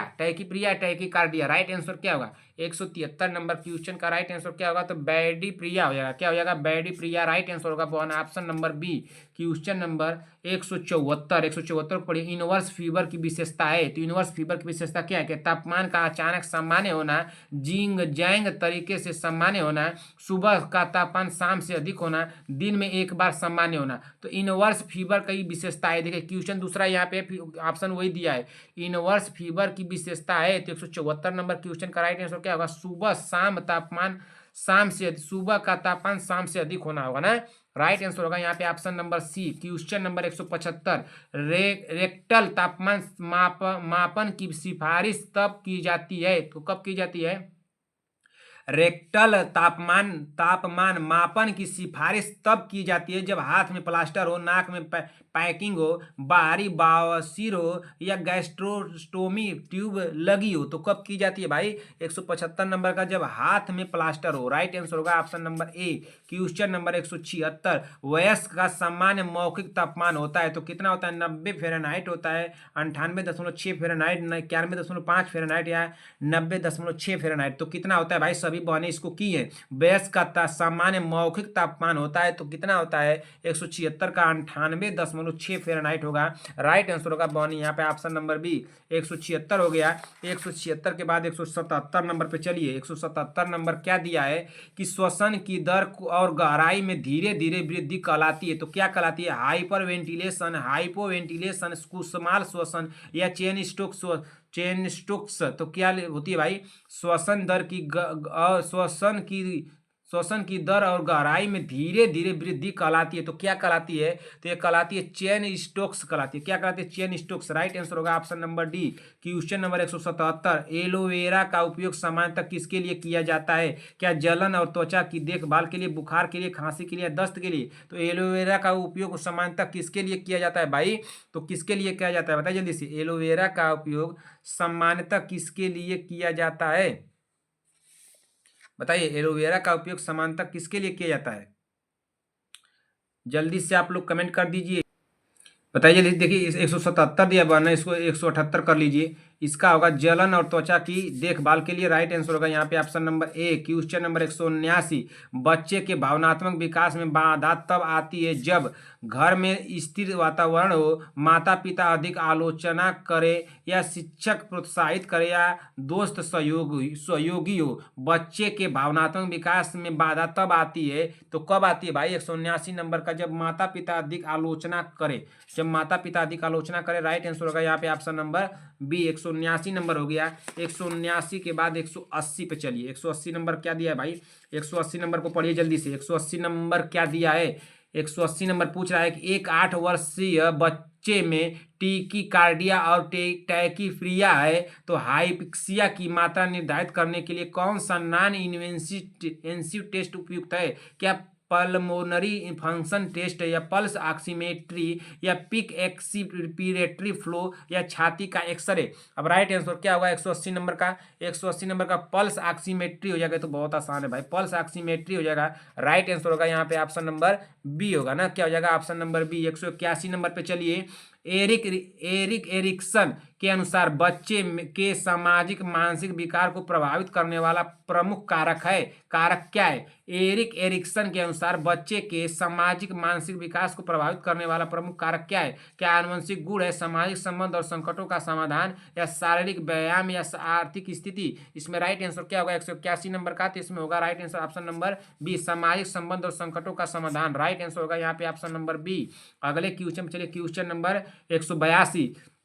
182 को पढ़िए। खाज के उपचार में बेजाइनल वेंजोएंट लोशन कितने दिन लगानी चाहिए? खाज के उपचार में बेंजाइल वेंजोएंट लोशन कितने दिन लगानी चाहिए? क्या 1 दिन तक, 2-3 दिन, या 7 दिन, या 10 दिन? तो कितने दिन लगाना चाहिए भाई? 182 नंबर का राइट आंसर क्या होगा? तो इसमें लगाना चाहिए 3 दिन। राइट आंसर होगा ऑप्शन नंबर बी, 182 हो गया। 183 नंबर पे चलिए, 183 नंबर क्वेश्चन क्या दिया है, चलिए देख लेते हैं। 183 नंबर क्वेश्चन भाई, नमक के पानी से गहरे करना, नमक के पानी से गरारे करना किसके लिए उपयोगी है? क्या दांतों की सड़न के लिए, गले की दर्द के लिए, कान दर्द के लिए, आंख का संक्रमण?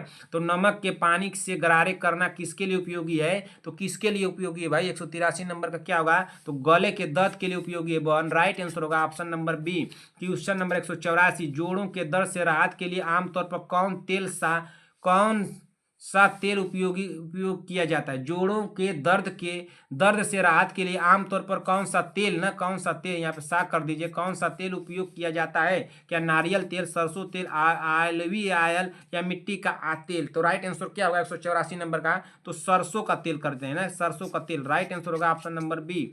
क्वेश्चन नंबर 185, रेडियल पल्स मापन किस पुष्टि करने के लिए की उपयुक्त स्थान है? रेडियल पल्स मापन की पुष्टि करने के लिए उपयुक्त स्थान है। क्या टेम्पोरल आर्टरी, या फेमोरल आर्टरी, या बैकियल आर्टरी, या हृदय का एपेक्स? राइट आंसर क्या होगा? रेडियल पल्स मापन की पुष्टि करने के लिए उपयुक्त स्थान है। तो उपयुक्त स्थान क्या है? तो 185 नंबर का राइट आंसर क्या होगा? तो हृदय एपेक्स होगा। क्या होगा? हृदय एपेक्स। राइट आंसर होगा ऑप्शन नंबर डी हो जाएगा। अगले क्वेश्चन चलिए, 185 नंबर हो गया। 186 नंबर पे चलिए। 186 नंबर देखिए क्या दिया है? दिया कि बालक की स्वाभाविक क्रियाशील प्रवृत्तियों का दमन सबसे अधिक कौन करते हैं? बालक की स्वाभाविक क्रियाशील प्रवृत्तियों का दमन सबसे अधिक कौन करते हैं? क्या अनुमोदक माता पिता, प्रतिबंधित माता पिता, प्रोत्साहन देने वाले माता पिता, उदासीन माता पिता? राइट आंसर क्या होगा 186 नंबर का? तो 186 नंबर का होगा प्रतिबंधित माता पिता। राइट आंसर होगा ऑप्शन नंबर बी। 187 नंबर पे चलिए, तापमान लेने से पहले थर्मामीटर को किस दिशा में साफ करना चाहिए? तापमान लेने से पहले थर्मामीटर को किस दिशा में साफ करना चाहिए? क्या बल्ब से स्टेम की ओर, स्टेम से बल्ब की ओर, स्टेम के बीच से, बल्ब के बीच से? तो किधर से साफ करना चाहिए भाई? 187 नंबर क्वेश्चन का राइट आंसर क्या होगा? स्टेम से बल्ब की ओर ना। राइट आंसर हो जाएगा ऑप्शन नंबर बी। अगले क्वेश्चन चलिए, क्वेश्चन नंबर 188, रोगी की श्वसन दर का आकलन करने का सबसे शोषणीय तरीका है? रोगी की श्वसन दर का आकलन करने के लिए सबसे शोषणीय तरीका है? क्या छाती के उठने गिरने का देखना, वायु के प्रवाह को सुनना और महसूस करना? ऑप्शन सी दिया 10 सेकेंड तक गिनकर 6 से गुणा करना, कार्डियक मॉनिटर का उपयोग करना? राइट आंसर क्या होगा? जल्दी से आप लोग कमेंट कीजिए, इसमें राइट आंसर क्या होगा? जल्दी से आप लोग कमेंट कर दीजिए भाई। तो 188 नंबर का राइट आंसर हो जाएगा यहाँ पे छाती से उठने गिरने को देखना। राइट आंसर क्या हो जाएगा? ऑप्शन नंबर यहाँ पे ए होगा। क्या हो जाएगा? ऑप्शन नंबर ए। 188 हो गया। 189 नंबर पे चलिए। 189 नंबर क्या दिया है? खाज में दाने के चारों ओर क्या होता है? क्या सूखापन होता है, लालिमा होता है, कालापन होता है, सफेदी होता है? खाज के दाने के चारों ओर क्या होता है? तो खाज के दाने के चारों ओर क्या होता है भाई? 189 नंबर क्या होता है? लालिमा होता है। राइट आंसर होगा one option number B. 190 number पे चलिए, खाज के इलाज के में क्या उपयोग करें? क्या वेंजाइनल वेंजोएंट लोशन करें, पैरासीटामॉल करें, या कोट्रिमैक्सोजोल करें, या एंटासिड करें? खांच के इलाज में क्या उपयोग करें? तो खांच के इलाज में क्या उपयोग करना चाहिए भाई? तो वेंजाइनल वेंजोएंट लोशन करें। राइट आंसर होगा यहाँ पे option number A. Question number 191, निम्न में से सही जोड़ी कौन सी है? क्या आशा सीएमओ होगा, एएनएम सीडीपीओ होगा, एएनएम एचवी होगा, या पीएससी एलएचवी होगा? राइट आंसर क्या क्या होगा, इसमें राइट आंसर क्या होगा 191 नंबर का। भाई इस 91 नंबर को हम लोग पीछे किए हैं ना, एक दूसरा क्वेश्चन आप लोग का रिपीट वाला है, 2 क्वेश्चन आप लोग के रिपीट हो गए बहन। ऑप्शन नंबर सी 191 का क्या होगा, निम्न में से सही जोड़ा क्या होना है, तो एएनएम का होगा LHB, ये ना जांच करता है उसका।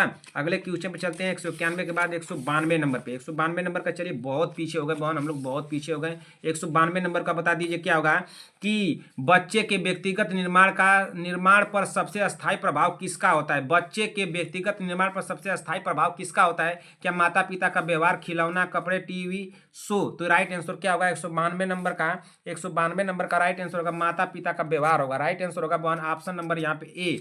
193 नंबर पे चलिए, एलर्जी के लिए इलाज में क्या प्रयोग करें, क्या एंटासिड करें या पैरासीटामॉल करें, मेबेडाजोल करें, मेबेडाजोल करें या क्लोरोफेनिरामाइन मेलिएट करें। तो क्या करें, एलर्जी के इलाज में क्या प्रयोग करें, तो एलर्जी के इलाज में क्या प्रयोग करना चाहिए भाई, तो करना चाहिए क्लोरोफेनिरामाइन मेलिएट करना चाहिए। राइट आंसर होगा यहाँ पे option number D. Question number 94, allergy में त्वचा पर क्या हो सकता है, चकत्ते पड़ना, सूखापन, कालापन, सफेदी। तो एलर्जी में त्वचा पर क्या हो सकता है, 194 नंबर का राइट आंसर क्या हो जाएगा, तो चकत्ते पड़ना। राइट आंसर होगा ऑप्शन नंबर ए। 194 हो गया।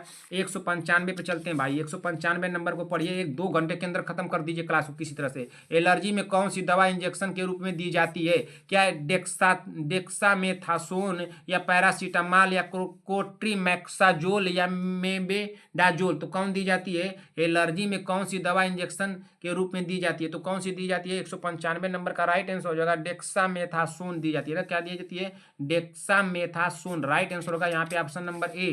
क्वेश्चन नंबर 196, लॉरेंस कोहलबर्ग के अनुसार बच्चे के नैतिक विकास को प्रभावित करने वाला प्रमुख कारक क्या है। तो प्रभावित करने वाला प्रमुख कारक क्या है, क्या सांस्कृतिक मानदंड है, संज्ञानात्मक विकास और सामाजिक अनुभव है, जन्मजात गुण है या शारीरिक स्वास्थ्य है। तो 196 नंबर का राइट आंसर यहाँ पे क्या हो जाएगा, तो ऑप्शन नंबर बी होगा, संज्ञानात्मक विकास और सामाजिक अनुभव होगा। राइट आंसर होगा ऑप्शन नंबर बी। 197 नंबर पे चलिए, बच्चे में अनुशासन विकसित करने का सबसे वैज्ञानिक तरीका कौन सा है, बच्चे में अनुशासन विकसित करने का सबसे वैज्ञानिक तरीका कौन सा है, क्या कठोर दंड, सकारात्मक नुकसान, डांटना, लंबा भाषण। राइट आंसर क्या होगा, बच्चे में अनुशासन विकसित करने का सबसे वैज्ञानिक तरीका कौन सा है, तो 197 नंबर का क्या होगा बताइए जल्दी से, सकारात्मक अनुशासन। सकारात्मक अनुशासन होगा। राइट आंसर होगा ऑप्शन नंबर 1 यहाँ पे बी। 97 हो गया। अगले क्वेश्चन चलिए, क्वेश्चन नंबर 198, बच्चे में आत्मसम्मान पर सबसे नकारात्मक प्रभाव क्या डालता है, बच्चे में आत्मसम्मान पर सबसे नकारात्मक प्रभाव क्या डालता है भाई, क्या डालता है, स्वयंता के में अवसर, लगातार आलोचना और तुलना, प्रोत्साहन देना या अर्थार्थवादी अपेक्षा। इसमें राइट आंसर क्या होगा 198 नंबर का, तो लगातार आलोचना और तुलना होगा ना, क्या हो जाएगा, लगातार आलोचना और तुलना हो जाएगा। नकारात्मक प्रभाव यही डालेगा, लगातार आलोचना और तुलना। तो राइट आंसर होगा ऑप्शन नंबर बी। 199, आंखों का रोग गुहेरे स्टाई में दर्द के लिए क्या देना चाहिए, बताइए जल्दी से, क्या देना चाहिए भाई, बताइए जल्दी से। आंखों का रोग गुहेरी स्टाई में दर्द के लिए क्या देना चाहिए, क्या कोट्रीमोक्साजोल देना चाहिए, कोट्रीमोक्साजोल देना चाहिए, पैरासीटामॉल देना चाहिए, मेबेडाजोल देना चाहिए, एटासिड देना चाहिए। तो क्या देना चाहिए भाई, 199 नंबर का राइट आंसर यहाँ पे क्या हो जाएगा, तो पैरासीटामॉल देना चाहिए। राइट आंसर होगा वन ऑप्शन नंबर बी। एक क्वेश्चन नंबर 200 ना, यानी 200। तो क्वेश्चन नंबर 200 को पढ़िए, कान में दर्द का कारण क्या हो सकता है, कान में दर्द का कारण क्या हो सकता है, क्या ठंडा मौसम, अधिक पानी पीना, बैक्टीरिया संक्रमण या व्यायाम करना। तो कान में दर्द का कारण क्या हो सकता है, बताइए जल्दी से, क्या हो सकता है भाई, जल्दी से कमेंट, क्या हो सकता है। इसमें तो बैक्टीरिया संक्रमण होगा। राइट आंसर होगा यहाँ पे ऑप्शन नंबर सी होगा। 200 क्वेश्चन हो गए बहन। 200 क्वेश्चन हम लोग कितने समय में किए, 1 घंटे 50 मिनट में किए ना, 1 घंटे 50 मिनट में 200 क्वेश्चन किए। यहीं पे क्लास को मैं समाप्त करूंगा। जिन भी बहन को जाना है वो जा सकते हैं, जिन भी बहन को रुकना है रुक सकते हैं। थोड़ा हमारी बातों को सुन लीजिए बहन, और आप लोगों को जाना है तो जाइए बहन। यहीं पे मैं आप लोगों की क्लास को समाप्त कर रहा हूँ, ठीक ना, समाप्त कर रहा हूँ। कितने क्वेश्चन किए बहन, 1 से लेकर के 200 क्वेश्चन हम लोग किए हैं 1 घंटे 50 मिनट में। 1 से लेकर के 200 क्वेश्चन में कोई भी डाउट हो बहन कमेंट करके हमसे पूछिएगा, ठीक ना। 200 क्वेश्चन में आप लोगों के स्कोर कितने गए बहन, सभी बहनें हमको बताएंगे, ठीक ना। क्लास आप लोगों को कैसी लगी बहन की कमेंट करके हमको जरूर बताएगा ना। अगर क्लास आप लोगों को अच्छी लगी हो तो एक लाइक कीजिएगा अपने तरफ से, अपने भाई बहनों में, दोस्तों में इसको शेयर भी कीजिएगा। जो भी बहनें हमारे चैनल पर पहली बार आए हैं, चैनल को ईमानदारी से सब्सक्राइब कर लीजिए जब तक कि आप लोगों का एग्जाम नहीं हो जाता है। जैसे एग्जाम हो जाएगा बहन तुरंत आकर के अनसब्सक्राइब मार दीजिएगा, मुझे कोई दिक्कत नहीं। मैं बार बार आप लोगों को सब्सक्राइब करने के लिए क्यों बोलता हूँ कि जैसे ही मैं कोई क्लास लूंगा उसका नोटिफिकेशन आप लोगों के पास चला जाएगा और तुरंत आप लोग उस क्लास को सबसे पहले पढ़ लेंगे। इसीलिए मैं आप लोगों को बार बार सब्सक्राइब करने के लिए कहता हूँ। क्यों कहता हूँ? बार बार इसीलिए सब्सक्राइब करने के लिए कहता हूँ, ठीक ना। अभी आप लोगों को मैं एक क्लास दे रहा हूँ 11 AM पे। 11 AM पे एक क्लास आकर के लीजिए। 11 AM पे अभी मैं आप लोगों को एक क्लास दे रहा हूँ, इसको तुरंत आकर के पढ़िए, ठीक ना। सभी लोग पढ़ें भाई, और पीछे की क्लासें रिवीजन करते रहिए। 1 से लेकर के 80 तक क्लासें सभी लोग रिवीजन करते रहें, ठीक ना। 1 से लेकर के 80 तक क्लासें रिवीजन करते रहें। जिसको जहां जाना है जाकर के पढ़ें, कोई दिक्कत नहीं है। लेकिन हमारे यहाँ जुड़िए, मैं आप लोगों को क्लास इतना दूंगा, क्वेश्चन दे दूंगा बन के आप लोग एग्जाम को जरूर कर देंगी, क्रैक कर जाएंगे। हर 2 घंटे में 3 घंटे में नोटिफिकेशन चेक करते रहिए। तीन क्लास आप लोगों को जैसे ही मैं दे दूंगा उसके बाद आप लोगों के पास नोटिफिकेशन नहीं जाएगा। सभी बहने ध्यान दे, 3 क्लास के बाद नोटिफिकेशन यूट्यूब नहीं भेजता है। तो आप लोग चैनल पे आकर के क्लास चेक करते रहिए। एक क्लास कौन सी बन 205 है। 205 क्लास के बाद आप लोग कौन क्लास पढ़ रही है इसको ध्यान दीजिए। 205 क्लास को आप लोग पढ़ ली है तो उसको टिक करिए। उसके बाद कौन सा पढ़ना है? 206 पढ़ना है। 206 पढ़ी कि नहीं, 207 पढ़ी कि नहीं, 208 पढ़ी कि नहीं, 209 पढ़ी कि नहीं, 210 पढ़ी कि नहीं, ये सब आप लोग चेक करते रहिए। कौन सी क्लास आप पढ़ी है उसको नोट कर लीजिए। इतना काम आप लोग कर लीजिए, ठीक है बहन। इसी के साथ मैं क्लास को समाप्त करना चाहता हूँ। संगीता पटेल जी बहन, क्लास कैसी लगी कमेंट करके आपको हमको बताइएगा। संगीता पटेल जी बहन, भाई कोई देखिए भाई बहन, आप लोगों के लिए इतना मेहनत कर रहा हूँ, आप लोग कोई बैड कमेंट मत करे भाई। इतने मेहनत आप लोगों के लिए कर रहा हूँ बहन, आप लोग इस रात रात भर जाग करके क्वेश्चन तैयार कर रहा हूँ, कैसे ला करके दे रहा हूँ, आप लोग कमेंट करती हैं तो बहुत दुखी आत्मा हो जाती है ना। तो आप लोगों को नहीं पढ़ना है बहन तो मत पढ़िए, लेकिन बैड कमेंट मत कीजिए बहन। आप लोगों से मेरा रिक्वेस्ट है, सभी बहनों से रिक्वेस्ट है बहन। अगर अच्छी नहीं लग रही है क्लास तो बोल दीजिए, मैं नहीं पढ़ाऊंगा, नहीं क्वेश्चन दूंगा, नहीं परेशान होऊंगा, मैं भी सोऊंगा रात को। लेकिन आप लोगों को अगर ऐसा लग रहा है कि नहीं बैड ही करना है तो करिए भाई, उसके लिए क्या करना है। संगीता पटेल जी ध्यान दीजिएगा इस बहन को, इस बात को भाई। संगीता पटेल जी, प्रियंका सहानी जी, वंदना राजभर, शांति वाजपेयी जी, सीमा देवी जी, विक्रम जायसवाल, चंद्रकला देवी जी, अर्चना प्रजापति, बी बा जी, पुष्पाचार्य, रंजना राजभर, नेहा तिवारी, नीतू कुमारी, अद्या पंडित, कनिका चौहान, साक्षी यादव, अर्चना साहू जी, आरवी चौधरी जी, अंश चौधरी जी, रेखा सिंह जी, अनुराधा मौर्य, नेहा पांडे, बी बा मिश्रा, प्रीति कुमारी, रूपा विश्वकर्मा, रश्मि सोम जी, अनियमिका सिंह जी, नीरज देवी, श्रेया चौधरी, सूर्यांश मिश्रा, राहुल कुमार माठो, शिवम जी, शुभम नाथ, सहीना परवीन, पूनम जी, प्रियंका जी, आरती देवी, मनोज कुमार, अनामिका सिंह जी, संगीता पटेल जी बहन 11 AM पे क्लास दे रहा हूँ।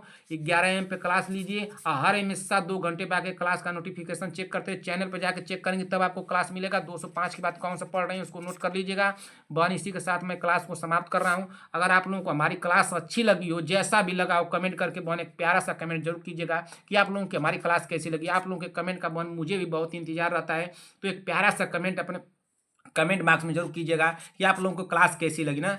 प्यारा सा कमेंट जरूर करके जाएगा। आप लोगों के कमेंट का मुझे इंतजार रहता है, मैं बार बार कहता हूँ ना। कैसी लगी बहन आप लोगों के कमेंट से मैं भी मोटिवेट हो जाता हूँ, तो आप लोग थोड़ा अच्छा कमेंट किया कीजिए ना। इतना ही आप लोगों से मेरा रिक्वेस्ट है। अगर आप लोगों को कमेंट क्लास हमारी अच्छी लगी हो तो कमेंट बॉक्स में अपना प्यार देना बहन मत भूलिएगा। आप सभी लोगों को बहन मेरी तरफ से ढेर सारा प्यार, और आपके माता पिता को बहन मेरी तरफ से प्रणाम कहिएगा। क्या बहन अपने माता पिता को मेरी तरफ से प्रणाम कहिएगा। मिलते हैं ऐसी अगली क्लास में, तब तक के लिए जय हिंद, जय भारत।